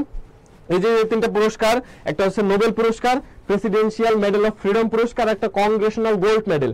এই 3টা পুরস্কার হচ্ছে পৃথিবীতে যতগুলো পুরস্কার আছে এদের মধ্যে সবথেকে সম্মানীয় পুরস্কার। এই 3টা পুরস্কারের 3টাই পেয়েছে কে? আমাদের ডক্টর মোহাম্মদ ইউনূস স্যার। পৃথিবীতে কতগুলো মানুষ বললাম আমরা? পৃথিবীতে মানুষ আছে হচ্ছে আমাদের 7 জন। যেই 7 জন মানুষ এই 3টা পুরস্কারই পেয়েছে, সেই 7 জনের মধ্যে একজন মানুষ কে? সেই 7 জনের মধ্যে একজন মানুষ হচ্ছে আমাদের এই professor doctor Mohammad Yunus sir. Clear? এ পর্যন্ত ক্লিয়ার? তাহলে আমরা সামনের দিকে আগাই। ওকে, আমরা তাহলে সামনের দিকে আগাই। ঠিক আছে, ক্লাস শেয়ার করছি ভাই, পিডিএফ দিবেন তো? অবশ্যই পিডিএফ দিব। পিডিএফ পাই না এমন কেউ নাই আমাদের ক্লাসের। আমি আবার বলছি, আমি কমেন্টস করে দিয়েছি। আপনারা আমাদের আইডিতে, আমাদের পেজে অথবা আমার আইডিতে দেখেন, এমডি দিদার হোসেন আইডি থেকে আমরা কমেন্টস করেছি। ওই আইডিতে যদি আপনি নক দেন তাহলে অবশ্যই পিডিএফটা পেয়ে যাবেন। ওকে, ঠিক আছে, আমরা এখন সামনের দিকে আগাবো। আমরা দেখি এখন আরো কিছু পুরস্কার দেখবো। তার এই পুরস্কারটা হচ্ছে অলিম্পিক। এই যে দেখেন 5টা রিং কিসের প্রতীক? অলিম্পিকের প্রতীক। এই 5টা রিং এর অলিম্পিকের যে অলিম্পিক লরেল পুরস্কার পায় 2021 সালে, এই কিছুদিন আগে, 3 বছর আগে অলিম্পিক লরেল পুরস্কার পায়। এরপরে কি পায়? এরপরে চ্যাম্পিয়ন অফ গ্লোবাল চেঞ্জ। তার মানে পৃথিবী চেঞ্জ করার যে চ্যাম্পিয়নশিপ, সেই চ্যাম্পিয়ন অফ গ্লোবাল চেঞ্জ, তার মানে পৃথিবীকে চেঞ্জ করার ক্ষেত্রে তিনি কতটা গুরুত্বপূর্ণ রেখেছেন, সেই গ্লোবাল চেঞ্জ পুরস্কারটা কবে পায়? 2021 সালে। এবং লাস্ট একটা পুরস্কার আমরা দেখব, সেটা হচ্ছে ট্রি অফ পিস। তার মানে পিস মানে শান্তি। তিনি পৃথিবীর কাছে একটা শান্তির গাছের মতো, শান্তির বৃক্ষের মতো এই ট্রি অফ পিস পুরস্কার পায় তিনি ইউনেস্কো থেকে। ওকে, এবং হচ্ছে আমাদের চ্যাম্পিয়ন, এটা পায় হচ্ছে জাতিসংঘ থেকে। তাহলে ইউনেস্কো থেকে পুরস্কার পেয়েছে, জাতিসংঘ থেকে তিনি পুরস্কার পেয়েছে। আমাদের ট্রি অফ পিস পায় 2014 সাল এবং চ্যাম্পিয়ন অফ গ্লোবাল চেঞ্জ পায় 2021 সালে। এ পর্যন্ত কি ক্লিয়ার? আপনারা ক্লিয়ার? ওকে, এ পর্যন্ত কি আপনারা ক্লিয়ার? ভাই আপনি একটু মোটা হয়ে গেছেন। আচ্ছা, আমি মোটা হই নাই, আসলে হয়তো ব্লেজারের কারণে লাগছে। ওকে, যাই হোক, ডায়েট করার চেষ্টা করবো। আমাদের ক্লাসে ফোকাস করা উচিত আগে, first of all. Okay, Congressional gold medal, Olympic lauryl এবং ট্রি অফ পিস পুরস্কার পায় কবে? 2024, 2021 এবং 2021। ওকে, আমরা তাহলে সামনের দিকে আরেকটু আগাবো। ওকে, ঠিক আছে, আমরা তাহলে সামনের দিকে আরেকটু আগাই। একটা সেলফ টেস্ট আপনাদের জন্য খুবই গুরুত্বপূর্ণ। ডক্টর মোহাম্মদ ইউনূস স্যার তিনি কত সালে কংগ্রেশনাল গোল্ড মেডেল পায়? একটু কমেন্টসে লেখেন, একটু কমেন্টস করেন, আমরা একটু কমেন্টসটা দেখব। ওকে, একটু কমেন্টস করেন, আমরা একটু কমেন্টসটা দেখার চেষ্টা করব। ওকে, দেখা যাক এটার কে উত্তর দিতে পারে। আমাদের ডক্টর মোহাম্মদ ইউনূস স্যার কত সালে কংগ্রেশনাল গোল্ড মেডেল পায়? 2010। আবার অনেকে করছে সি, অনেকে বলছে ডি। দেখা যাক কত সাল। কংগ্রেশনাল গোল্ড মেডেল আমাদের প্রভা বলেছে 2010, আমাদের আনিকা বলছে ঘ, আয়েশা বলছে ঘ, রিমি বলছে ঘ 2010। ওকে, আবিদা সুলতানা নিশি বলছে ঘ। পাখি একা, এটা আবার কি নাম? পাখি একা কেন? ওকে, 2010। সাবরিনা বলছে ঘ, ওদের লাকি খাতুন বলছে ঘ, মনি বলছে ঘ। ওকে, দেখা যাক তাহলে আমরা সামনের দিকে আগাই। এতজনে যেহেতু ঘ বলেছে, আমরা ঘ উত্তরটা নাম যদি নেই তাহলে দেখা গেছে বললো যে আজকের ক্লাসটা আমরা ব্যান্ড করে দেব সকলে মিলে। তার মানে সকলে যেহেতু বলেছেন, এবং আসলে এটার উত্তর কি তাহলে? ঘ। আসলে উত্তর কি? ঘ। আমরা বলছিলাম যে কনফিউশন লাগবে কোনটা? এই যে আমাদের 1998 সাল, সেটা তো বাদ, 2006 সালে নোবেল পায়, এবং 2009 সালে কি পায়? 2009 সালে সে প্রেসিডেন্সিয়াল মেডেল অফ ফ্রিডম পায়। 2010 সালে সে কি পায়? Congressional gold medal. Clear? Congressional gold medal. Okay, আচ্ছা আচ্ছা, ভাইয়া নিজের বিয়েতে, আচ্ছা এইসব কথাবার্তা না বলি, এইসব কথা না বলে আমরা ক্লাস করি। ওকে, সকলেই দুষ্টু কোকিল হয়ে যাচ্ছে দিন দিন। দেখেন তাহলে ডক্টর মোহাম্মদ ইউনূস স্যার কত সালে গোল্ড মেডেল পাচ্ছে? তিনি কংগ্রেশনাল গোল্ড মেডেল পায় 2010 সালে। ক্লিয়ার? ওকে, আমরা তাহলে একটু সামনের দিকে আগাই। কেমন? আমাদের জুনাইদ বিন আফ্রিদি, আমার আপু জয়েন করে ফেলেছে এখানে, থ্যাংক ইউ আপুকে। ওকে, তাহলে আমরা একটু সামনের দিকে আগাবো। এখন একটা জিনিস আমরা দেখতে পাচ্ছি এখানে কি, ওকে, আমাদের অনেকে দেখা যাচ্ছে লক দিচ্ছে পিডিএফ এর জন্য, থ্যাংক ইউ। দেখি এ ওয়ার্ল্ড অফ 3 জিরোস, একটা বই, বিখ্যাত একটা বই। আমি আপনাদেরকে একটা তথ্য দেই, তথ্যটা কি, পৃথিবীতে আমাদের এই যে ডক্টর মোহাম্মদ ইউনূস স্যার যদি আরো একবার নোবেল পায়, আরো একবার যদি নোবেল পায়, তাহলে সে নোবেল পাবে এই বইটার জন্য, দা এ ওয়ার্ল্ড অফ 3 জিরোস। এই বইটা এত গুরুত্বপূর্ণ পৃথিবীতে। কেন গুরুত্বপূর্ণ? সামনের দিকে আমরা একটু আগাই, ঠিক আছে? ওকে, আমাদের পলি আপু বলছে দিদার আমি দেখতেছি ভাই, থ্যাংক ইউ আপু। আমরা তাহলে একটা বই দেখি এখানে। হ্যাঁ, একটা বই, বইয়ের নাম কি? বইয়ের নাম হচ্ছে a world of 3 zeros. A world of কি বললাম? 3 জিরোস। 3 জিরোস, তিনটা জিরো, তার মানে একটা জিরো না, একটা জিরো না, একটা দুইটা, তিনটা জিরো। ওকে, এই তিনটা কি জিরো? জিরো কেন বললাম এখানে? তিনটা জিরো কেন বললাম দেখি। ওকে, আমরা সকলে ক্লাসটা শেয়ার করে দিই। যাই হোক, তিনটা জিরো কেন বললাম দেখি। এই তিনটা জিরো বলতে কি বোঝায় আমরা সেটা একটু দেখার চেষ্টা করি। ফার্স্ট অফ অল জিরো, এই প্রথম জিরো বোঝায় জিরো পভার্টি, তার মানে পৃথিবীতে কোনো কি থাকবে না? দারিদ্রতা থাকবে না, কোনো পভার্টি থাকবে না, একটা মানুষও গরিব থাকবে না, দরিদ্র থাকবে না, যে কিনা না খাওয়ার কষ্টে ভুগে মরে যাবে। এরকম পৃথিবীতে একটা মানুষও থাকবে না, যেটা দ্বারা কি বোঝায়? তার একটা দূরদর্শী চিন্তা, পৃথিবীকে দারিদ্র মুক্ত করা। ওকে, দারিদ্র মুক্ত করা। ওকে, তার মানে ফার্স্ট জিরো দ্বারা আমরা কি বলবো? Zero poverty, zero poverty. Okay, দুই বলেছে, শেয়ার দিয়েছে ভাইয়া, থ্যাংক ইউ। ওকে, আমাদের এক একজনে কিন্তু অনেকগুলো শেয়ার দিয়েছে, তোমাদেরকে আসলে অনেক বেশি থ্যাংক ইউ। কারণ তোমরা যদি ক্লাসটা করো, আমরা জয়কলি পরিবার বলি বা আমি বলি, আমাদের অজয় স্যার বলো, যেই বলো না কেন, আমরা সকলেই বেশি উচ্ছ্বাসিত থাকি যখন তোমাদের ছোট্ট একটু হলেও লাভ হয়। এবং তোমরা যখন এই ক্লাসগুলোকে আমাদের রেসপন্স করো, ক্লাসগুলো শেয়ার করে দাও, তখন আমাদেরও অনেক বেশি ভালো লাগে। কেন? মানে আমরা তোমাদেরকে কিছু শেখাতে পারছি। এবং আমি আবারও বলছি, আমার বিশ্ববিদ্যালয়ে ভর্তি পরীক্ষার ক্ষেত্রে জয়কলিজিকে খুবই গুরুত্বপূর্ণ ভূমিকা পালন করেছিল। ইনফ্যাক্ট সাম্প্রতিক থেকে অনেক বেশি কোশ্চেন হয়, এবং জয়কলির যে সাম্প্রতিক, এটা কিন্তু অনেক গুরুত্বপূর্ণ তোমাদের জন্য। ওকে, যাই হোক, আমরা ফার্স্ট জিরো দ্বারা কি বললাম? ফার্স্ট জিরো দ্বারা বললাম হচ্ছে জিরো পভার্টি, জিরো পভার্টি। ওকে, এর পরের জিরো দ্বারা কি বোঝাবো? Zero unemployment. আমরা জানি বাংলাদেশের ক্ষেত্রেও অনেক গুরুত্বপূর্ণ একটা সমস্যা কি? আনএমপ্লয়মেন্ট। বাংলাদেশের বেকারত্বের সংখ্যা কিন্তু দিন দিন বাড়ছেই। এটা কেন? অব্যবস্থাপনা, আত্মকর্মসংস্থানের অভাব, কর্মসংস্থানের অভাব। এই আমাদের ডক্টর মোহাম্মদ ইউনূস স্যার কি চায়? তিনি চাই হচ্ছে পৃথিবীতে যেন আর কি থাকে না, আর হচ্ছে পৃথিবীতে আনএমপ্লয়মেন্ট যেন থাকে না। এই আনএমপ্লয়মেন্ট যদি আমাদের, মানে বেকারত্ব যদি চলে যায়, তাহলে পৃথিবীর মানুষ স্বাবলম্বী হতে পারবে। তার মানে খুবই গুরুত্বপূর্ণ একটা উদ্যোগ। আর হচ্ছে পৃথিবীতে net zero net carbon emission, তার মানে পৃথিবীতে যেন আর কার্বন নিঃসরণ কম হয়, কার্বন নিঃসরণ না হয়। কেন? কারণ কার্বন নিঃসরণ হলে পৃথিবীর তাপমাত্রা বেড়ে যাবে। পৃথিবীর তাপমাত্রা বাড়লে পৃথিবীর অনেকগুলো দেশ আছে সমুদ্র পৃষ্ঠের নিচে তলিয়ে যাবে। এরকম একটা দেশ, পাশের কোন দেশ? আমাদের পাশের কোন দেশটা আমাদের জলবায়ু ঝুঁকিতে আছে। ওকে, আমাদের সাথে মির সাদিকুল ওমর জয়েন করেছে, আমাদের খন্দকার জেরিন তসনিম জয়েন করেছে, থ্যাংক ইউ। আমাদের কি বললাম? আমাদের পার্শ্ববর্তী কোন দেশটা আছে, যেই দেশটা আমাদের জলবায়ু প্রচন্ড রকমের জলবায়ু ঝুঁকিতে আছে, খুবই ছোট একটা দেশ, আয়তনে মুসলিম বিশ্বের সব থেকে ছোট দেশ, আমাদের পাশেই আছে। সেই দেশটার নাম কি? সেই দেশটার নাম কি আমি একটু জানতে চাচ্ছি। সেই দেশটার নাম কি? ওকে, আমাদের মির সাদিকুল ওমর ভাইয়া বলেছেন মালদ্বীপস, থ্যাংক ইউ ফ্রেন্ড। মাইনুদ্দিনও জয়েন করেছে আমাদের, মারিয়া আক্তার বলেছে মালদ্বীপস। আসলে আমরা যখন কি পড়িয়েছিলাম, এশিয়া মহাদেশের ক্লাসটা করেছিলাম, সেই সময় কিন্তু আমরা মালদ্বীপস নিয়ে বিস্তারিত বলেছিলাম। কি বলেছিলাম? আয়তনে এশিয়া মহাদেশের সব থেকে ক্ষুদ্র এবং জনসংখ্যা সব থেকে ক্ষুদ্র দেশের নাম কি? ক্ষুদ্র দেশের নাম হচ্ছে এই মালদ্বীপস। এটা মুসলিম বিশ্বেরও আয়তন এবং জনসংখ্যা সব থেকে ক্ষুদ্র দেশের নাম এই মালদ্বীপস। ওকে, মালদ্বীপস। ওকে, মালদ্বীপসের আয়তন 298 বর্গ কিলোমিটার। যাই হোক, আমরা সামনের দিকে আগাই। তো সুতরাং এই তিনটা পদক্ষেপ কিন্তু খুবই গুরুত্বপূর্ণ। ওকে, 13ই নভেম্বর 2024, এই কিছুদিন আগে, এক মাস আগে, 13ই নভেম্বর 2024 জলবায়ু পরিবর্তন বিরূপ প্রভাব মোকাবিলায় একটা বিশ্বব্যাপী একটা সম্মেলন হয়। সেই সম্মেলনের নাম হচ্ছে কপ। কি সম্মেলন? কপ সম্মেলন। সেই কপ 29 সম্মেলনে কি হয়? এই যে 30 বললাম, এই 30 তুলে ধরেন কি আমাদের doctor Mohammad Yunus sir. Doctor Mohammad Yunus sir COP29 কি করেন, এই 30 গুরুত্ব সম্পর্কে তুলে ধরেন এবং বিশ্ববাসী এই 30 অনেক বেশি প্রশংসা করেন। এই 30 বইটা কিন্তু 22টি ভাষায় অনুদিত হয়েছে। কয়টি ভাষায়? 22টি ভাষায়। খুবই গুরুত্বপূর্ণ একটা বই।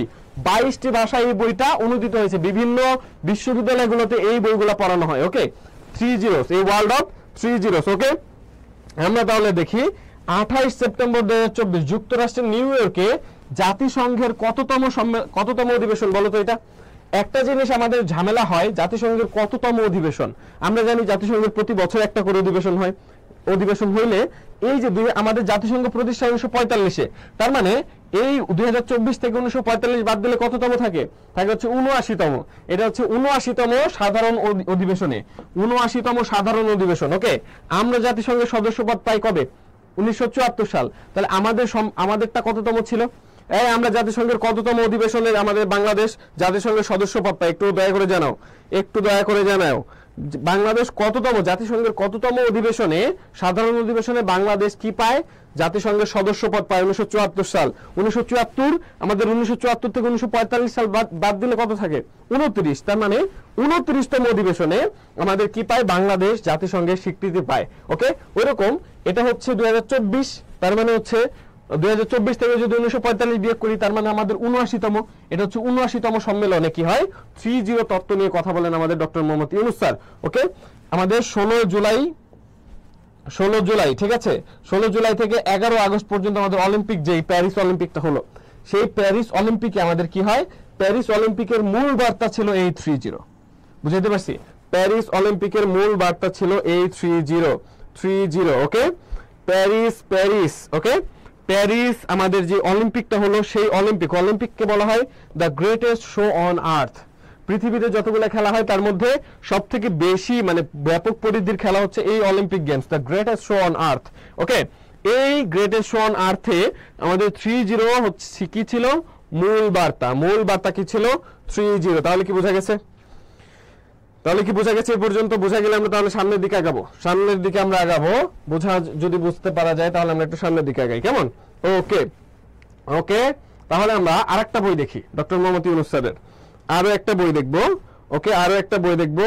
আচ্ছা, আমি এখানে কমেন্টস লিখে দিয়েছি। আপনারা যদি কেউ পিডিএফ এর জন্য দরকার পড়ে তাহলে আমার এই কমেন্টসে এমডি দিদার হোসেন থেকে কমেন্টস করা হয়েছে, এখানে নক দিলে অথবা আমাদের পেজে নক দিলে আপনি কি যে পেয়ে যাবেন, আজকের ক্লাসের পিডিএফটা পেয়ে যাবেন। ওকে, আমরা এখন আরেকটা বই দেখবো ডক্টর মোহাম্মদ ইউনূস স্যারের। তার নাম কি?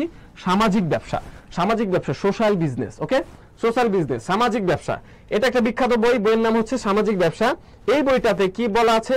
ব্যবসা থেকে, আমরা জানি ব্যবসাতে কি করে, ব্যক্তি নিজের লাভের জন্য সবকিছু করতে পারে, জাস্ট নিজের লাভটা রাখবে, সমাজের কি হলো এত কিছু দেখে না ব্যবসা থেকে। কিন্তু তিনি এমন কিছু ব্যবসার ধারণা দিয়েছেন যে ব্যবসা থেকে যে মুনাফাটা পাওয়া যাবে, যে লভ্যাংশটা পাওয়া যাবে, সেটা সমাজের উন্নয়নের কাজে ব্যবহার করা হবে। তার মানে বিষয়টা খুবই মানে সুন্দর না? যে ব্যবসার মাধ্যমে যে টাকাটা পাওয়া যাবে সেই টাকাটা কি করবে? সমাজের কাজেই সেই টাকাটা খরচ করবে। সুতরাং এই যে ব্যবসাটা, এটাকে আমরা কি বলবো? সামাজিক ব্যবসা। সেই সামাজিক ব্যবসার জনককে, তাহলে সামাজিক ব্যবসার জনক হচ্ছে আমাদের, এই জন্য এই বইয়ের জন্য তাকে কি বলা হয়? সামাজিক ব্যবসার জনক বলা হয়। এবং আমরা আগে কি বলেছিলাম? ওই যে 28 জুন তার জন্মদিন, এই 28 জুনকে তাহলে আমরা কি বলবো? 28 জুনকে, যেহেতু তিনি সামাজিক ব্যবসার জনক, এই জন্য তার স্মরণে এই 28 জুনকে বলা হয় বিশ্ব সামাজিক ব্যবসা দিবস। বুঝাইতে পারছি? কি বলা হয়? বিশ্ব সামাজিক ব্যবসা দিবস। আমাদের সাথে লাবণী ফরিদা আন্টি জয়েন করেছে, থ্যাংক ইউ। আমাদের শাহ আলম সর্দার সহ অনেকে জয়েন করেছে, সকলকে থ্যাংক ইউ। তার মানে সামাজিক ব্যবসার জনক হচ্ছে আমাদের ডক্টর মোহাম্মদ ইউনূস স্যার। ওকে, এবং তিনি যেহেতু সামাজিক ব্যবসা বই লিখেছেন, সামাজিক ব্যবসার জনক, সুতরাং তার যে জন্মদিন 28 জুন, এই 28 জুনকে বলা হয় সামাজিক ব্যবসা দিবস। ক্লিয়ার? এ পর্যন্ত ক্লিয়ার? ওকে, এ পর্যন্ত ক্লিয়ার? ঠিক আছে, তাহলে হচ্ছে আমরা এ পর্যন্ত ক্লিয়ার থাকলে আমরা সামনের দিকে আর একটু আগাই, কেমন? সামনের দিকে। এখন আপনাদের জন্য একটা সেলফ টেস্ট।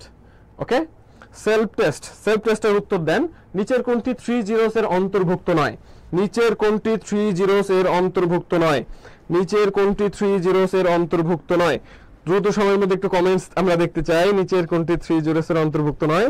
আপনারা যদি ক্লাসের পিডিএফ পেতে চান তাহলে আমাদের পেজে অবশ্যই নক দিবেন, শেয়ার করে ক্লাসটি শেয়ার করে পেজে নক দিবেন, অথবা আমাকে নক দিলে আমরা কি করব, আপনাকে পিডিএফটা দিয়ে দিব। আমি কিন্তু এখানে কমেন্টস করে দিয়েছি। ওকে, দেখা যাক। আমরা তাহলে সামনের দিকে আগাবো। কি বললাম আমরা হচ্ছে নিচের কোনটি 3 এর অন্তর্ভুক্ত নয়?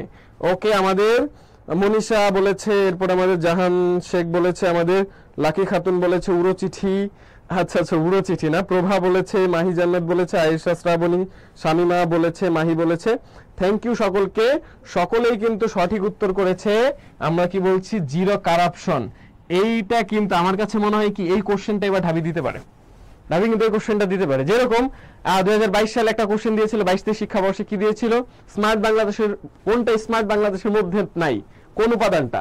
ওরকম এই বছর এটা দিতে পারে যে আমাদের 3 এর মধ্যে কোনটা নাই, জিরো কারাপশন দেখে অনেক সময় মনে হয় এটা মনে হয় 3 এর মধ্যে থাকবে। ওকে, কিন্তু আসলে এই কারাপশন কিন্তু 3 এর মধ্যে না। সুতরাং এই ব্যাপারটা একটু মাথায় রাখবেন। আশা করি এই রিলেটেড কনফিউশন কোশ্চেন যেন আর সমস্যা না হয়। ওকে, আমাদের সাথে সুরভিকেও জয়েন করেছে, থ্যাংক ইউ সকলকে। আমরা তাহলে সামনের দিকে একটু আগানোর চেষ্টা করি। ক্লিয়ার? সামনের দিকে আমরা তাহলে কি জানলাম এতক্ষণ পর্যন্ত? আমরা জানলাম হচ্ছে ডক্টর মোহাম্মদ ইউনূস স্যারের, তিনি যে নোবেল পেয়েছিলেন, এই নোবেল পুরস্কারটাকে বেস করে তাকে এত বেশি সম্মাননা দেওয়া হয় পৃথিবীতে। এই নোবেল পুরস্কার সম্পর্কে আমরা তাহলে এখন একটু জানার চেষ্টা করব। এই যে একজন বিখ্যাত ব্যক্তি, এই ব্যক্তিটার নাম কি? কেউ চেনেন? একটু কমেন্টসে দেখি এই ব্যক্তিটার নাম কি। এই ব্যক্তিটার নাম কি আমরা একটু কমেন্টস দেখতে চাই। সুরভিকিয়া, হাবিবা আক্তার, এরপর নাসিমা আক্তার, এরপর হচ্ছে আমাদের বৃষ্টি। ওকে, সকলকে থ্যাংক ইউ। এই ব্যক্তিটার নাম আমরা একটু জানতে চাচ্ছি। এই ব্যক্তিটার নাম কি? একটু দ্রুত সময়ের মধ্যে কমেন্টস। এই ব্যক্তিটার নাম কি? কি এই ব্যক্তিটার নাম? ওকে, আমরা একটু দেখার চেষ্টা করি ব্যক্তিটার নাম কি। ক্লিয়ার? ব্যক্তিটার নাম আমাদের প্রভা ইসলাম বলেছে আলফ্রেড নোবেল। ওকে, আমরা দেখি আর কেউ কিছু বলে কিনা দেখি। ওকে, আলফ্রেড নোবেল আমাদের শিহাবুল ইসলাম বলেছে, আমাদের মনীষা বলেছে আলফ্রেড নোবেল, আনিকা বলেছে, তারপরে জাহান শেখ বলেছে উড়ো চিঠি বলেছে। Thank you. আসলে আলফ্রেড নোবেল ইনি হচ্ছে সেই বিখ্যাত আলফ্রেড নোবেল যার নাম অনুসারে আমাদের নোবেল পুরস্কার, যার সম্পদের পরবর্তীতে সেই সম্পদ বন্টন করে আমরা নোবেল পুরস্কার দেই। এই সেই মহান ব্যক্তি আলফ্রেড নোবেল। ওকে, আমরা নোবেল পুরস্কার সম্পর্কে জানার আগে আমরা আলফ্রেড নোবেল সম্পর্কে একটু জেনে নেই। আলফ্রেড নোবেল সম্পর্কে আমরা একটু জেনে নেই। কি জানবো? আলফ্রেড নোবেলের জন্ম কোথায়? জন্ম হচ্ছে সুইডেন। কোথায়? কোন দেশে? সুইডেনের স্টকহোমে। সুইডেনের রাজধানী স্টকহোম। সেই স্টকহোমে আমাদের জন্মকার আমাদের এই আলফ্রেড নোবেলের। কত সাল? 1833 সাল। 1833 সালে সুইডেনের স্টকহোমে জন্মগ্রহণ করে আমাদের আলফ্রেড নোবেল। বিখ্যাত একজন বিজ্ঞানী। ওকে, তিনি অনেকগুলা জিনিস তিনি আবিষ্কার করেছেন। তার মধ্যে একটা গুরুত্বপূর্ণ আবিষ্কার কি? তার মধ্যে একটা গুরুত্বপূর্ণ আবিষ্কার হচ্ছে ডিনামাইট। ওকে, এখন মাথার মধ্যে কোশ্চেন হতে পারে ভাই ডিনামাইট কি? ডিনামাইট হচ্ছে এক ধরনের তেজস্ক্রিয় পদার্থ যেটা বেসিক্যালি বম বানানোর ক্ষেত্রে আমাদের ব্যবহৃত হয়। ওকে, ডিস্ট্রাকশনের কাজে। যাই হোক, এই আমাদের কি বললাম, আলফ্রেড নোবেল একজন বিখ্যাত রসায়নবিদ। ওকে, প্রকৌশলী, উদ্ভাবক আলফ্রেড নোবেল স্যার। ওকে, আমাদের কি বলেছে তন্ময় রহমান বলেছে দিদার ভাই ইজ অন ফায়ার, ভাইয়া সবসময় অন ফায়ার থাকে। ওকে, যাই হোক, আমরা দেখি বিখ্যাত আবিষ্কার, অনেক বিখ্যাত আবিষ্কার আছে। ওকে, এখন আমরা যেটা দেখবো সেটা হচ্ছে তার মোট সম্পত্তি। তার অনেক সম্পত্তি ছিল, কারণ এই বিভিন্ন আবিষ্কারের মাধ্যমে সে পৃথিবীর বিভিন্ন অনেক টাকার মালিক হয়। সে বিভিন্ন ধরনের আবিষ্কারের ফলে তার পেটেন্টের মাধ্যমে তার যে সম্পদ ছিল সেই সম্পদের 94% সম্পদ উইল করে যায়। মানে সম্পদ সে মারা যাওয়ার পরে এই সম্পদ কোথায় যাবে এই ব্যাপারে সে একটা চুক্তি বা উইল করে যায় কিসের জন্য? নোবেল পুরস্কার দেওয়ার জন্য।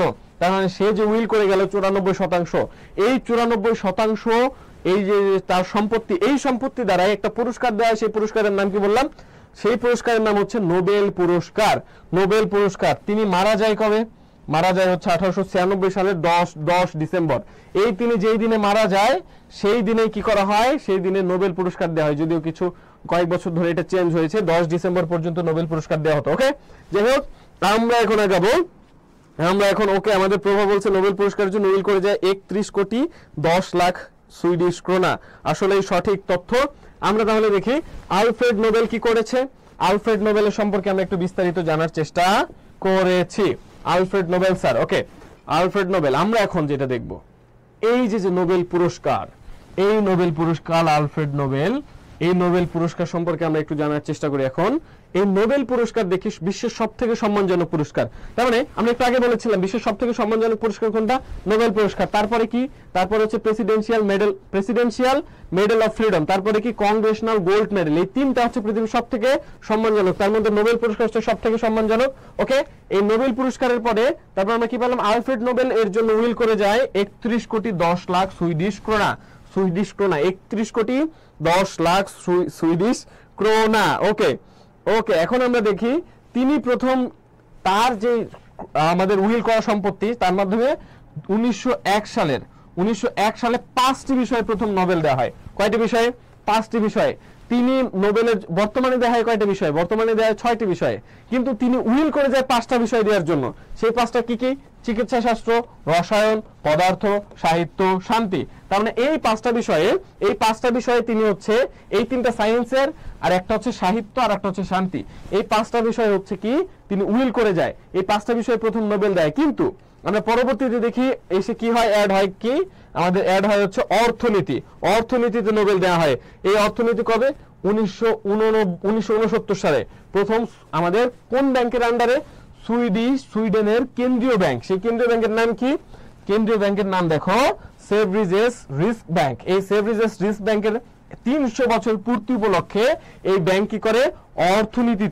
অর্থনীতিতে নোবেল পুরস্কার চালু করে। বুঝাইতে পেরেছি? অর্থনীতিতে নোবেল পুরস্কার চালু করে। এই জন্য বর্তমানে অর্থনীতিতে নোবেল পুরস্কার অর্থনীতিতে নোবেল পুরস্কার দেওয়া হয়। বর্তমানে মোট পুরস্কার দেওয়া হয় নোবেল কয়টা বিষয়ে? আমাদের 6টা বিষয়ে। ক্লিয়ার? ওকে ওকে, তাহলে আমরা একটু আগাই সামনের দিকে আমরা একটু তাহলে আগাবো। আমরা সামনের দিকে আগাই, কেমন? দেখি। ঠিক আছে, একটা সেলফ টেস্ট আপনাদের জন্য। কত সালে প্রথম অর্থনীতিতে নোবেল পুরস্কার দেওয়া হয়? আমরা একটু কমেন্টসে দেখি কত সালে প্রথম অর্থনীতিতে নোবেল পুরস্কার দেওয়া হয়। ওকে, আপনারা, আমি আবারও বলছি, ক্লাসটি শেয়ার করে দিবেন দয়া করে। একটু ক্লাসটি শেয়ার করে দিয়ে আপনাদের ফ্রেন্ডরা যারা এখন পর্যন্ত আসে নাই তাদেরকে কি করবেন? মেনশন করে দিবেন এবং শেয়ার করে দিয়ে যদি আমাকে নক দেন অথবা আমাদের এই পেজে নক দেন, তাহলে আমরা আপনাকে কি করব? আমরা আপনাকে এটার পিডিএফটা শেয়ার করে দিব। ওকে, পিডিএফটা শেয়ার করে দিব। যাই হোক, আমরা তাহলে দেখি আমাদের কত সালে প্রথম অর্থনীতিতে নোবেল পুরস্কার দেওয়া হয়।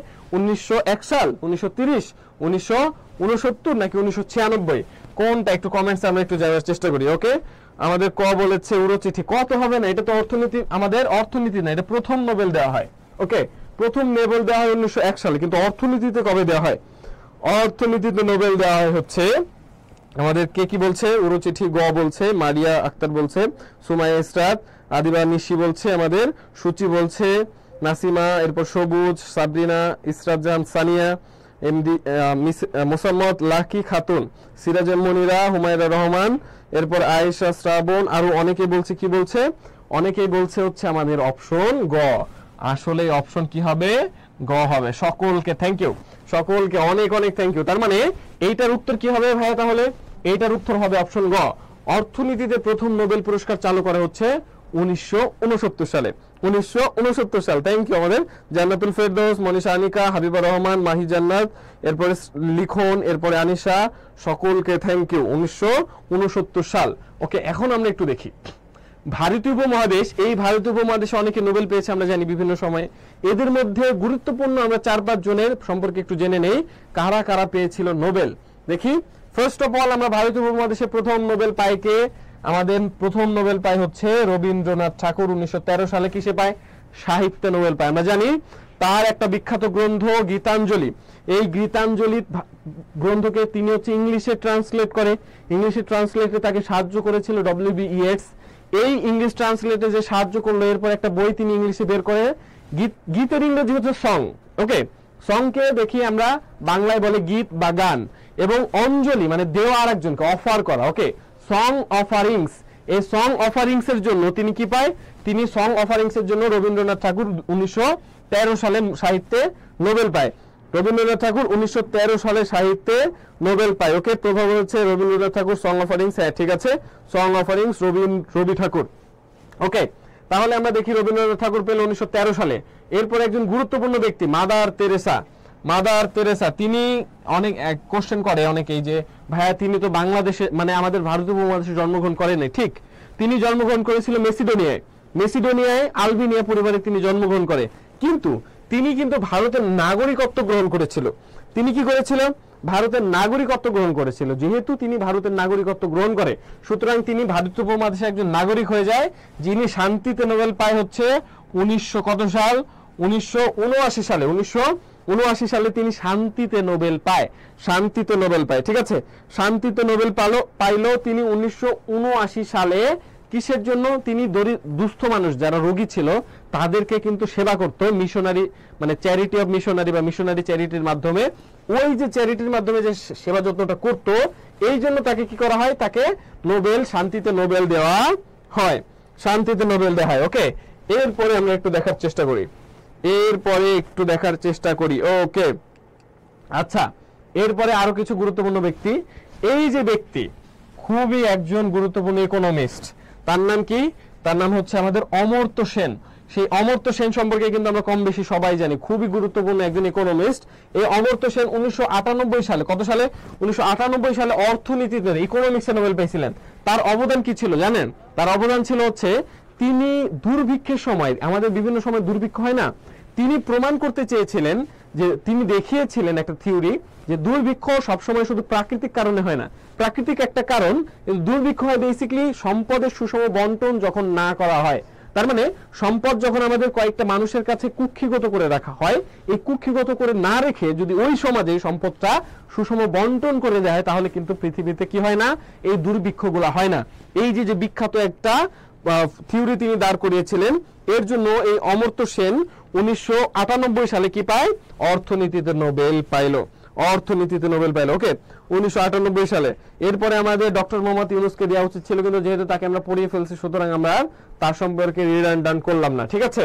এখন আমরা একজন বিখ্যাত মানুষকে পাবো, তার নাম মালালা ইউসুফজাই।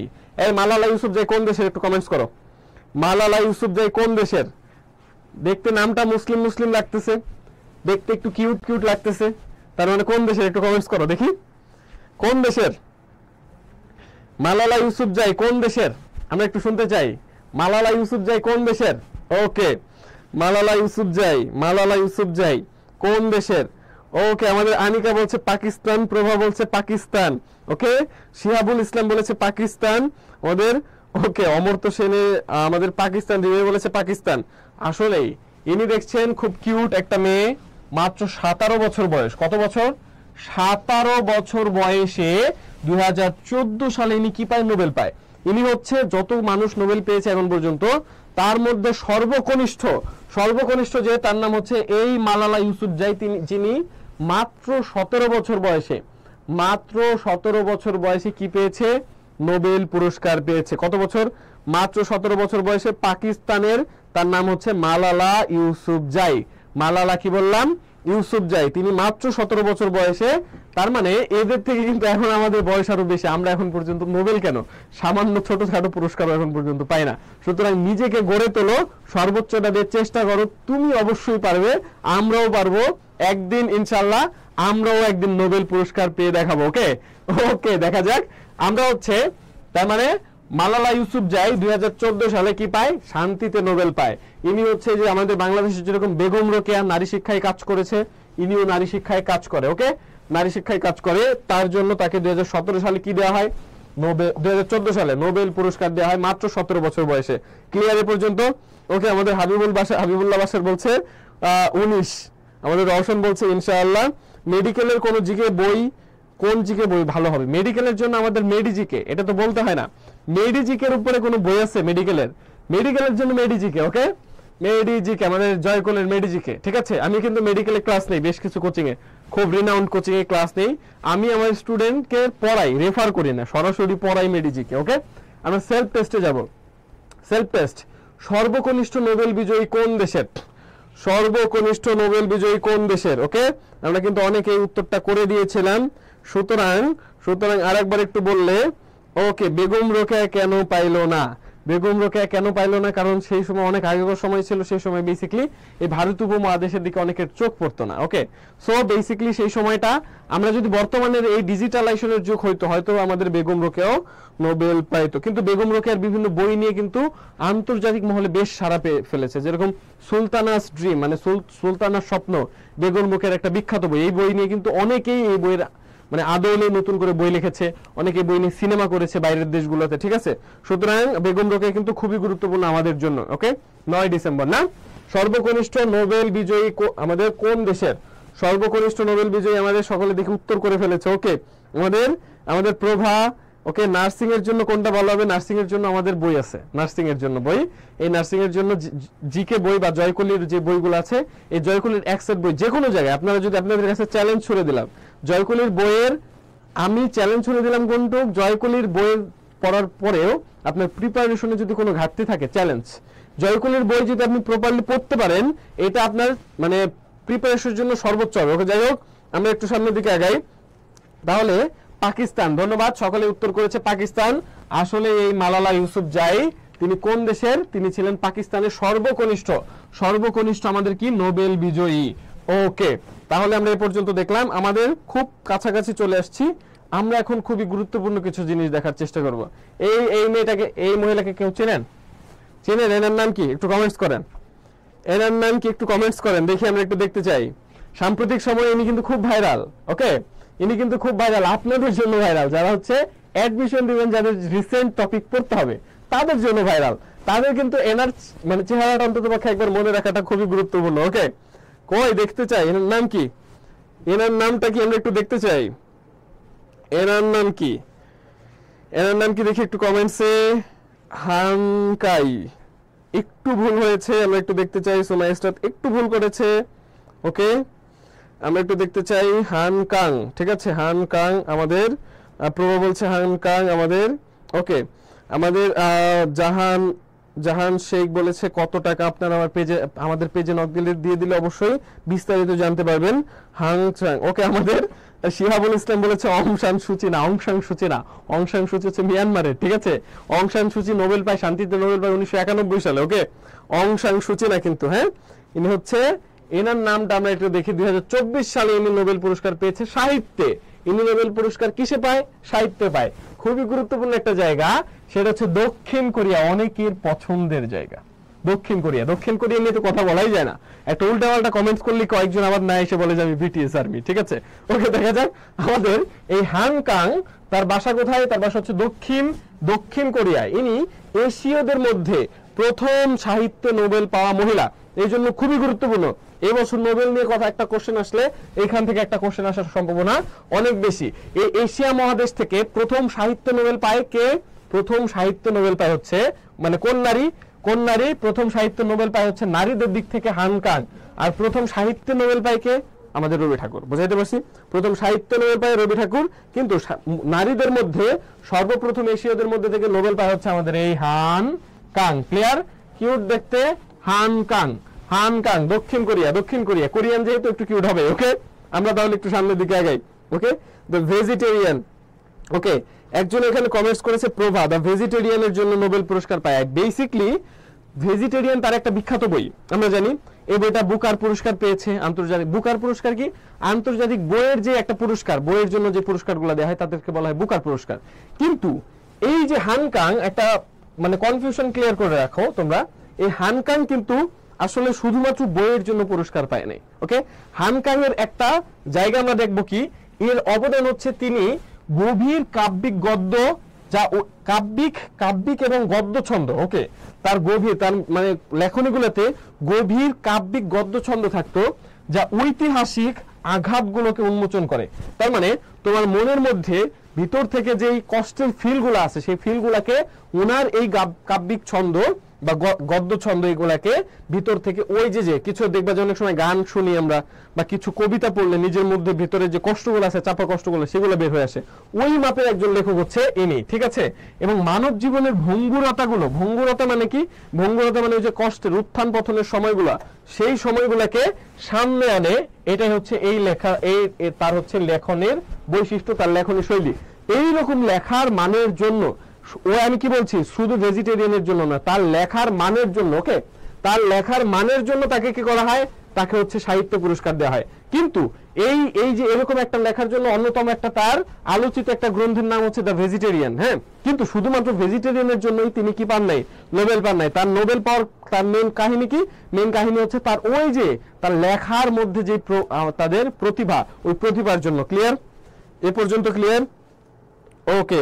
একজন বলছে ভাইয়া মাদার তেরেসা তো প্রথম এশীয় নারী। আমি কি বলছি, এশিয়া নারী যিনি সাহিত্যে নোবেল পাওয়া, ইনি প্রথম। মাদার তেরেসা তো শান্তিতে নোবেল পেয়েছে, ইনি সাহিত্যে নোবেল পাওয়া প্রথম। ওকে, হান কাং। ওকে, প্রভা শিওর ঢাবিয়ান। হ্যাঁ, আচ্ছা, প্রভা ইসলাম হচ্ছে আমার স্টুডেন্ট, নারায়ণগঞ্জ শাখায় ওকে পড়াই। খুবই সুন্দর, ওরা অনেকেই মানে পড়াশোনা করার চেষ্টা করে, বেশ অ্যাটেন্টিভ ওরা যথেষ্ট। ওকে, দেখা যাক আমাদের। আচ্ছা আচ্ছা, দিলরুবা সুলতানা বলেছে ক্রাশ খাবাই তো, কারণ হচ্ছে দক্ষিণ কোরিয়ার, বুঝতে হবে তো কোরিয়ান। হ্যাঁ, তাহলে আমরা একটু সামনের দিকে আগাই।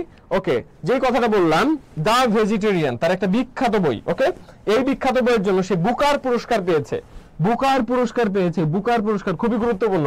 বুকার তার মানে হচ্ছে পৃথিবীতে বই রিলেটেড, আমাদের চলচ্চিত্র নিয়ে একটা ঐতিহ্যবাহী পুরস্কার, যেরকম অস্কার। হ্যাঁ, আমাদের বই রিলেটেড যে একটা ঐতিহ্যবাহী পুরস্কার, তাকে বলা হয় বুকার।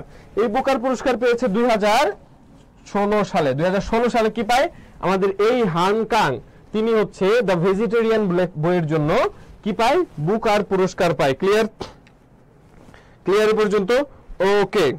ওকে, প্রভা শুধুমাত্র দিদার স্যারের ক্লাস করে। ওকে, যাই হোক, আচ্ছা, ওকে, দেখা যাক। থ্যাংক ইউ প্রভাকে। এখন আমরা দেখি তার উল্লেখযোগ্য কিছু গ্রন্থ, আরো কিছু গ্রন্থ দেখবো আমরা। কি, হিউম্যান অ্যাক্ট, তারপরে দ্য হোয়াইট বুক, তারপরে গ্রিক কি পেলাম, গ্রিক লেসনস, এবং হচ্ছে লাভ ইন ইয়োজু। এই যে লাভ ইন ইয়োজু, এটা হচ্ছে তার প্রথম কাব্যগ্রন্থ। তার প্রথম কাব্যগ্রন্থের নাম হচ্ছে লাভ ইন ইয়োজু। ক্লিয়ার? ওকে, ক্লিয়ার, ঠিক আছে। তাহলে আমি আবারও বলছি, তোমরা যারা হচ্ছে এখান থেকে, আমি আবারও কমেন্টস করে দিয়েছি, যারা এখন পর্যন্ত পিডিএফ এর জন্য আমাদের ক্লাসটি শেয়ার করেছিলে, তারা আমাকে নক দিতে পারো, অথবা আমরা কি করব, আমরা আমাদের পেজে নক দিয়ে দিলে আজকের এই ক্লাসের পিডিএফটা পেয়ে যাব। ক্লিয়ার? ওকে, তাহলে আমরা একটু সামনের দিকে আগাই। এই পর্যন্ত বুঝতে পেরেছো? বুঝতে পারলে একটু ক্লিয়ার ডান লেখো, বুঝতে পারলে একটু ডান দেখতে চাই আমরা। হ্যাঁ, ওকে। তাহলে নোবেল পুরস্কার আমরা 24-এর আরো একটা সম্পর্কে দেখব। এইখানে এই দুইজন ব্যক্তি নোবেল পুরস্কার নিতে আসছে, কিন্তু এই নোবেল পুরস্কারটা বেসিক্যালি শান্তিতে, 2024 সালে শান্তিতে যে নোবেল পুরস্কার, এটা কি কোনো ব্যক্তি পেয়েছে নাকি প্রতিষ্ঠান পেয়েছে, একটু কমেন্টসে জানতে চাই। এটা কি কোনো ব্যক্তি পেয়েছে নাকি? ওকে ভাই, আপনার কাছে পড়তে চাই, খুবই দুর্বল জিকেতে আমার কাছে পড়তে চান, আমাদের ক্লাস যেগুলো আছে ক্লাসগুলো করেন, আমাদের এই জয়কলির জিকেটা পড়েন। জয়কলির জিকেতে খুব ছন্দর মতো করে খুব সহজে গুছিয়ে লেখা আছে, সেগুলো আশা করি আপনাকে অনেক বেশি প্রভাবিত করবে। ওকে, ইনি কি এই ব্যক্তি, এই যে শান্তিতে নোবেল 2024-এ, এটা কি কোনো ব্যক্তি পেয়েছে নাকি কোনো সংগঠন পেয়েছে, আমি একটু জানতে চাই। ওকে, আমাদের আনিকা বলছে এটা একটা প্রতিষ্ঠান পেয়েছে। আসলেই 2024 সালের যে নোবেলটা, এটা কোনো ব্যক্তি পায় না, এটা কি পেয়েছে, এটা হচ্ছে একটা প্রতিষ্ঠান পেয়েছে। কোন প্রতিষ্ঠান পেয়েছে সেটা আমরা একটু দেখার চেষ্টা করি। কোন প্রতিষ্ঠান? ও ভালো কথা, আরেকটা ব্যাপার, আমরা কিন্তু আজকের এই ক্লাসটি নিচ্ছি হচ্ছে এই জয়কলির সাম্প্রতিক থেকে, বুঝতে পারছি? জয়কলির সাম্প্রতিক রিলেটেড যে কোনো সমস্যার জন্য আমাদের এই জয়কলি সাম্প্রতিক এক কোর্সেই মানে সবকিছু সমাধান। ওকে, আমাদের এই বিজয়ী একটা প্রতিষ্ঠান, এটা কিন্তু কোনো মানুষ না। তোমার কাছে মনে হতে পারে দেখে এটা একটা মানুষ, নিহন, তারপরে কি নিহন হিদন কায়ো, ঠিক আছে, দেখে মনে হতে পারে এটা মনে হয় এটা মানুষ, আসলে এটা কোনো মানুষের নাম না, এটা একটা প্রতিষ্ঠানের নাম। এটা কি বললাম, খুবই গুরুত্বপূর্ণ, এটা একটা প্রতিষ্ঠান। ওকে, এটা একটা প্রতিষ্ঠান। হ্যাঁ, প্রতিষ্ঠান, এটা কোন জায়গার? এটা হচ্ছে আমাদের এই জাপানের, তার মানে জাপান দেশের একটা প্রতিষ্ঠান। সেই প্রতিষ্ঠানের নাম কি? সেই প্রতিষ্ঠানের নাম হচ্ছে আমাদের নিহন হিদান কায়ো। ক্লিয়ার? একটা প্রতিষ্ঠান। এই প্রতিষ্ঠানটা বেসিক্যালি দেখি, জাপানে আমরা জানি দ্বিতীয় বিশ্বযুদ্ধের সময় জাপানে কি করা হয়, জাপানের দুইটা জায়গা, একটা হিরোশিমা আর একটা নাগাসাকি, এই দুইটা জায়গায় 6 আগস্ট এবং 9 আগস্ট আমাদের আমেরিকার প্রেসিডেন্ট আমাদের ট্রুম্যান, সেই ট্রুম্যানের নির্দেশে কি ফেলা হয়, দুটো বোম ফেলা হয়, একটার নাম লিটল বয়, একটার নাম কি ফ্যাট ম্যান। সেই লিটল এবং ফ্যাটম্যানের যে বোমটা ফেলা হলো পারমাণবিক বোমা, এতে ওই অঞ্চলে এখন পর্যন্ত কিন্তু তার রেডিয়েশন আছে, এখন পর্যন্ত কিন্তু এখানে ঠিকঠাক মতো গাছপালা জন্মায় না, এখন পর্যন্ত এখানে মানুষজন বসবাস করতে পারে না ঠিকঠাক মতো। ওকে, তো এই যে সেই সময়ের এই জাপানের যে হিরোশিমা এবং নাগাসাকিতে বোমা ফেলানো হয়েছিল, সেই পারমাণবিক বোমা হামলার পরেও কিছু মানুষ বেঁচে যায়, সেই বেঁচে যাওয়া মানুষদেরকে নিয়েই একটা সংগঠন গড়ে তোলা হয়। তার নাম কি? তার নাম হচ্ছে নিহন হিদানকায়ো। নিহন হিদানকায়ো। ক্লিয়ার? নিহন হিদানকায়ো তাহলে কোন ধরনের প্রতিষ্ঠান? এটা হচ্ছে ওই দ্বিতীয় বিশ্বযুদ্ধের পরে পারমাণবিক বোমা যে ফেলানো হয়েছিল, ওই পারমাণবিক বোমার মানে পরবর্তীতে যারা বেঁচে যায় তাদেরকে নিয়ে একটা সংগঠন। তার নাম কি? তার নাম হচ্ছে জাপানিজ একটা প্রতিষ্ঠান বা সংগঠন, তার নাম হচ্ছে আমাদের নিহন হিদানকায়ো। নিহন হিদানকায়ো। ওকে, আচ্ছা ঠিক আছে। প্রভা এত তথ্য মনে রাখে কিভাবে? দিদার স্যারের ক্লাস মনোযোগ দিয়ে করতে হবে। এক্স্যাক্টলি, আমাদের এই ক্লাসগুলো মনোযোগ দিয়ে করেন এবং পাশাপাশি আমাদের জয়কলি সিরিজের যে বইগুলো বের হয় এগুলো পড়ে ফেলেন ঠিকঠাক মতো, আশা করি সবকিছু মনে থাকবে। এবং একবার না পারলে দেখো শতবার। ওকে, চেষ্টা করলে মানুষ সব পারে। আমি পারতেছি, আপনারা ও পারতেছে, সবাই পারবে, পৃথিবীর সবাই। জাস্ট চেষ্টা করতে হবে, একটু মনোযোগ সহকারে চেষ্টা করতে হবে। ওকে, দেখি আমরা সংগঠনটি 10 আগস্ট, কত তারিখ?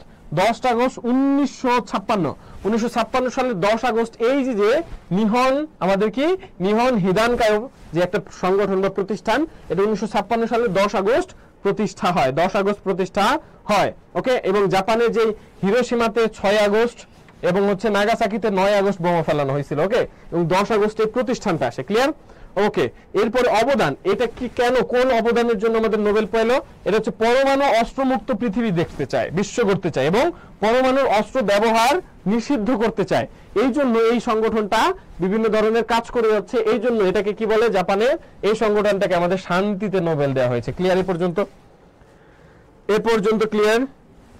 এ পর্যন্ত ক্লিয়ার? আমাদের সাদিয়া আফরিন বলেছে আসসালামু আলাইকুম। ওয়ালাইকুম আসসালাম। লেট করে ফেলছেন, ক্লাসটি আবার করে ফেলবেন, আশা করি সমস্যা হবে না। ওকে ওকে, ক্লাসটি কি আপনারা শেয়ার করে দিয়েছেন কিনা এখন পর্যন্ত একটু জানতে চাই। শেয়ার করে দিয়েছেন কিনা একটু জানতে চাই। শেয়ার করে না দিয়ে থাকলে অবশ্যই শেয়ার করে দিবেন। এবং আমি কি বলছি, আমি আবারও কমেন্টস করে দিয়েছি আমার আইডি থেকে এমডি দিদার হোসেন। ওকে, যদি কারো কোনো কোশ্চেন থাকে বা হচ্ছে এই রিলেটেড আমাদের পিডিএফ এর দরকার পড়ে, তাহলে অবশ্যই আমাদের পেজে নক দিবেন অথবা আমাকে নক দিলে আপনারা পেয়ে যাবেন। ক্লিয়ার? ওকে ওকে, ঠিক আছে। তাহলে হচ্ছে আমরা সামনের দিকে আগাই। তাহলে হচ্ছে আমরা এখন আরো কিছু দেখব। তাহলে দুইটা গেল, একটা হচ্ছে সাহিত্য, একটা হচ্ছে কি বললাম, আরেকটা বললাম হচ্ছে আমরা শান্তি। তাহলে বাকি টপিক কি? অর্থনীতি, চিকিৎসা, পদার্থ এবং রসায়ন।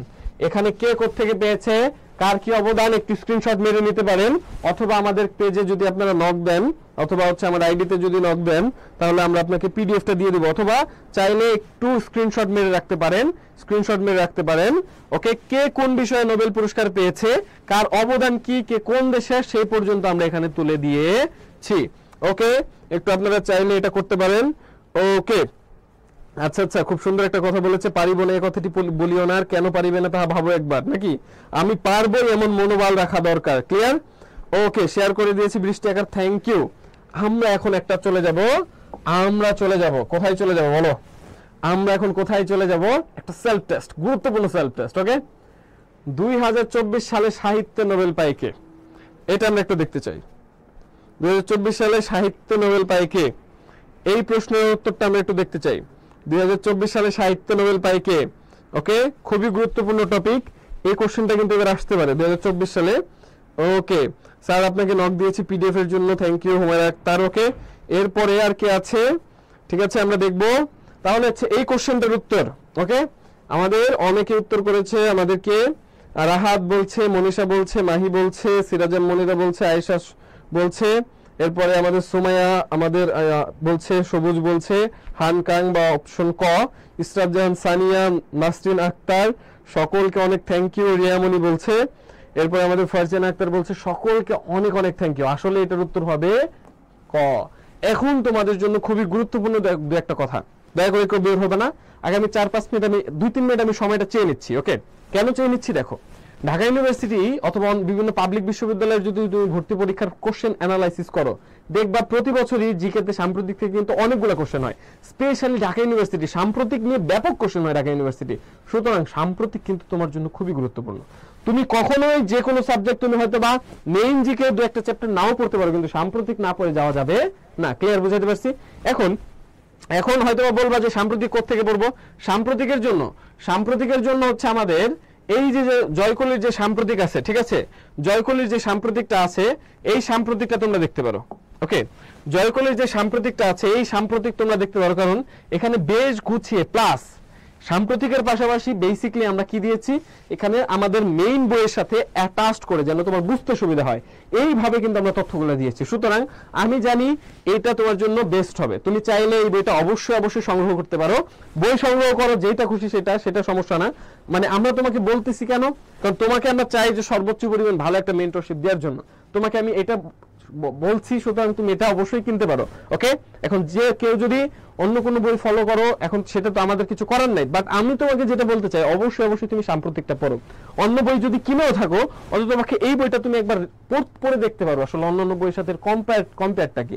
আর একটা ব্যাপার আমরা জানি, আমরা যে মেইন জিকে ক্লাসগুলো নিয়েছিলাম সেখানে তোমরা জানো আমাদের ক্লাসগুলো তো অবশ্যই শর্টকাটসের মাধ্যমে কিভাবে বিশ্লেষণাত্মক পড়ানো যায় সেটা কিন্তু আমরা দেখিয়েছিলাম, এবং এই বইটা থেকে কিন্তু আমরা জয়কলির যে মেইন জিকে বই, এই জিকে বইটা থেকে কিন্তু আমরা সেই ক্লাসগুলো দেখিয়েছিলাম। ওকে, আমাদের শেষের দিকে যারা যুক্ত হয়েছে সকলকে থ্যাংক ইউ। এখন কথা হচ্ছে এই সাম্প্রতিক কিন্তু তোমার জন্য খুবই গুরুত্বপূর্ণ। আর একটা ব্যাপার চেষ্টা করবা, স্পেশালি ঢাকা ইউনিভার্সিটির বাইরের যে অন্যান্য বিশ্ববিদ্যালয়গুলো পরীক্ষা যারা দিতে চায়, আমাদের ওইসব বিশ্ববিদ্যালয়ের ক্ষেত্রে মানে প্রিভিয়াস ইয়ার্স কোশ্চেন আসে, কিন্তু ঢাকা ইউনিভার্সিটি এই প্রিভিয়াস ইয়ার্স কোশ্চেনগুলো এরা কম দেয় না বললেই চলে, দেয় না। এরা প্রিভিয়াস ইয়ার্স কোশ্চেনগুলো কোত্থেকে নেয়, এরা প্রিভিয়াস ইয়ার্স কোশ্চেন না দিয়ে এই ওরা কি করে সাম্প্রতিকের দিকে বেশি যায়, এই জন্য ঢাকা ইউনিভার্সিটি সাম্প্রতিক থেকে বেশি কোশ্চেন হয়। আর যারা মেরি টাইম অথবা বিউপির পরীক্ষা দিয়েছো তারা তো জানোই আসলে পরীক্ষার কোশ্চেন প্যাটার্ন গুলো কেমন হয়। সুতরাং এখন থেকে প্রস্তুতি নাও, এখন থেকে চেষ্টা করো, আরো 1 মাস আছে, এই 1 মাস সময় কিন্তু তোমার জন্য অনেক, যদি তুমি প্রপার ওয়েতে কাজে লাগাইতে পারো। এখন থেকে আমি বলছি, যদি ফেসবুকে বেশি আসক্তি থাকে, ফেসবুকে আসক্তি, ফোনে আসক্তি কমাই দাও, আর 1টা মাস নিজের মতো করে চেষ্টা করো না, ইনশাআল্লাহ তুমি সফল হবা। তুমি সফল হতে বাধ্য ইনশাআল্লাহ, যদি আল্লাহ তোমার কপালে এটা লিখে রাখে। তুমি পরিশ্রম করলে অবশ্যই সফল হবা। তোমাদের সকলের জন্য কি রইল, অনেক শুভকামনা রইল আমাদের এই জয়কলি পরিবারের পক্ষ থেকে। আজকের লাইভটা আমরা এখানেই শেষ করব। ওকে, তোমাদের সকলকে অনেক শুভেচ্ছা রইল। আমার জন্য দোয়া করবে, আমাদের জয়কলি পরিবারের জন্য দোয়া করবে, আমাদের অজয় স্যারের জন্য দোয়া করবে। সকলকে অসংখ্য ধন্যবাদ। আমরা আসবো নতুন একটা লাইভ নিয়ে। আল্লাহ হাফেজ সকলকে, আসসালামু আলাইকুম।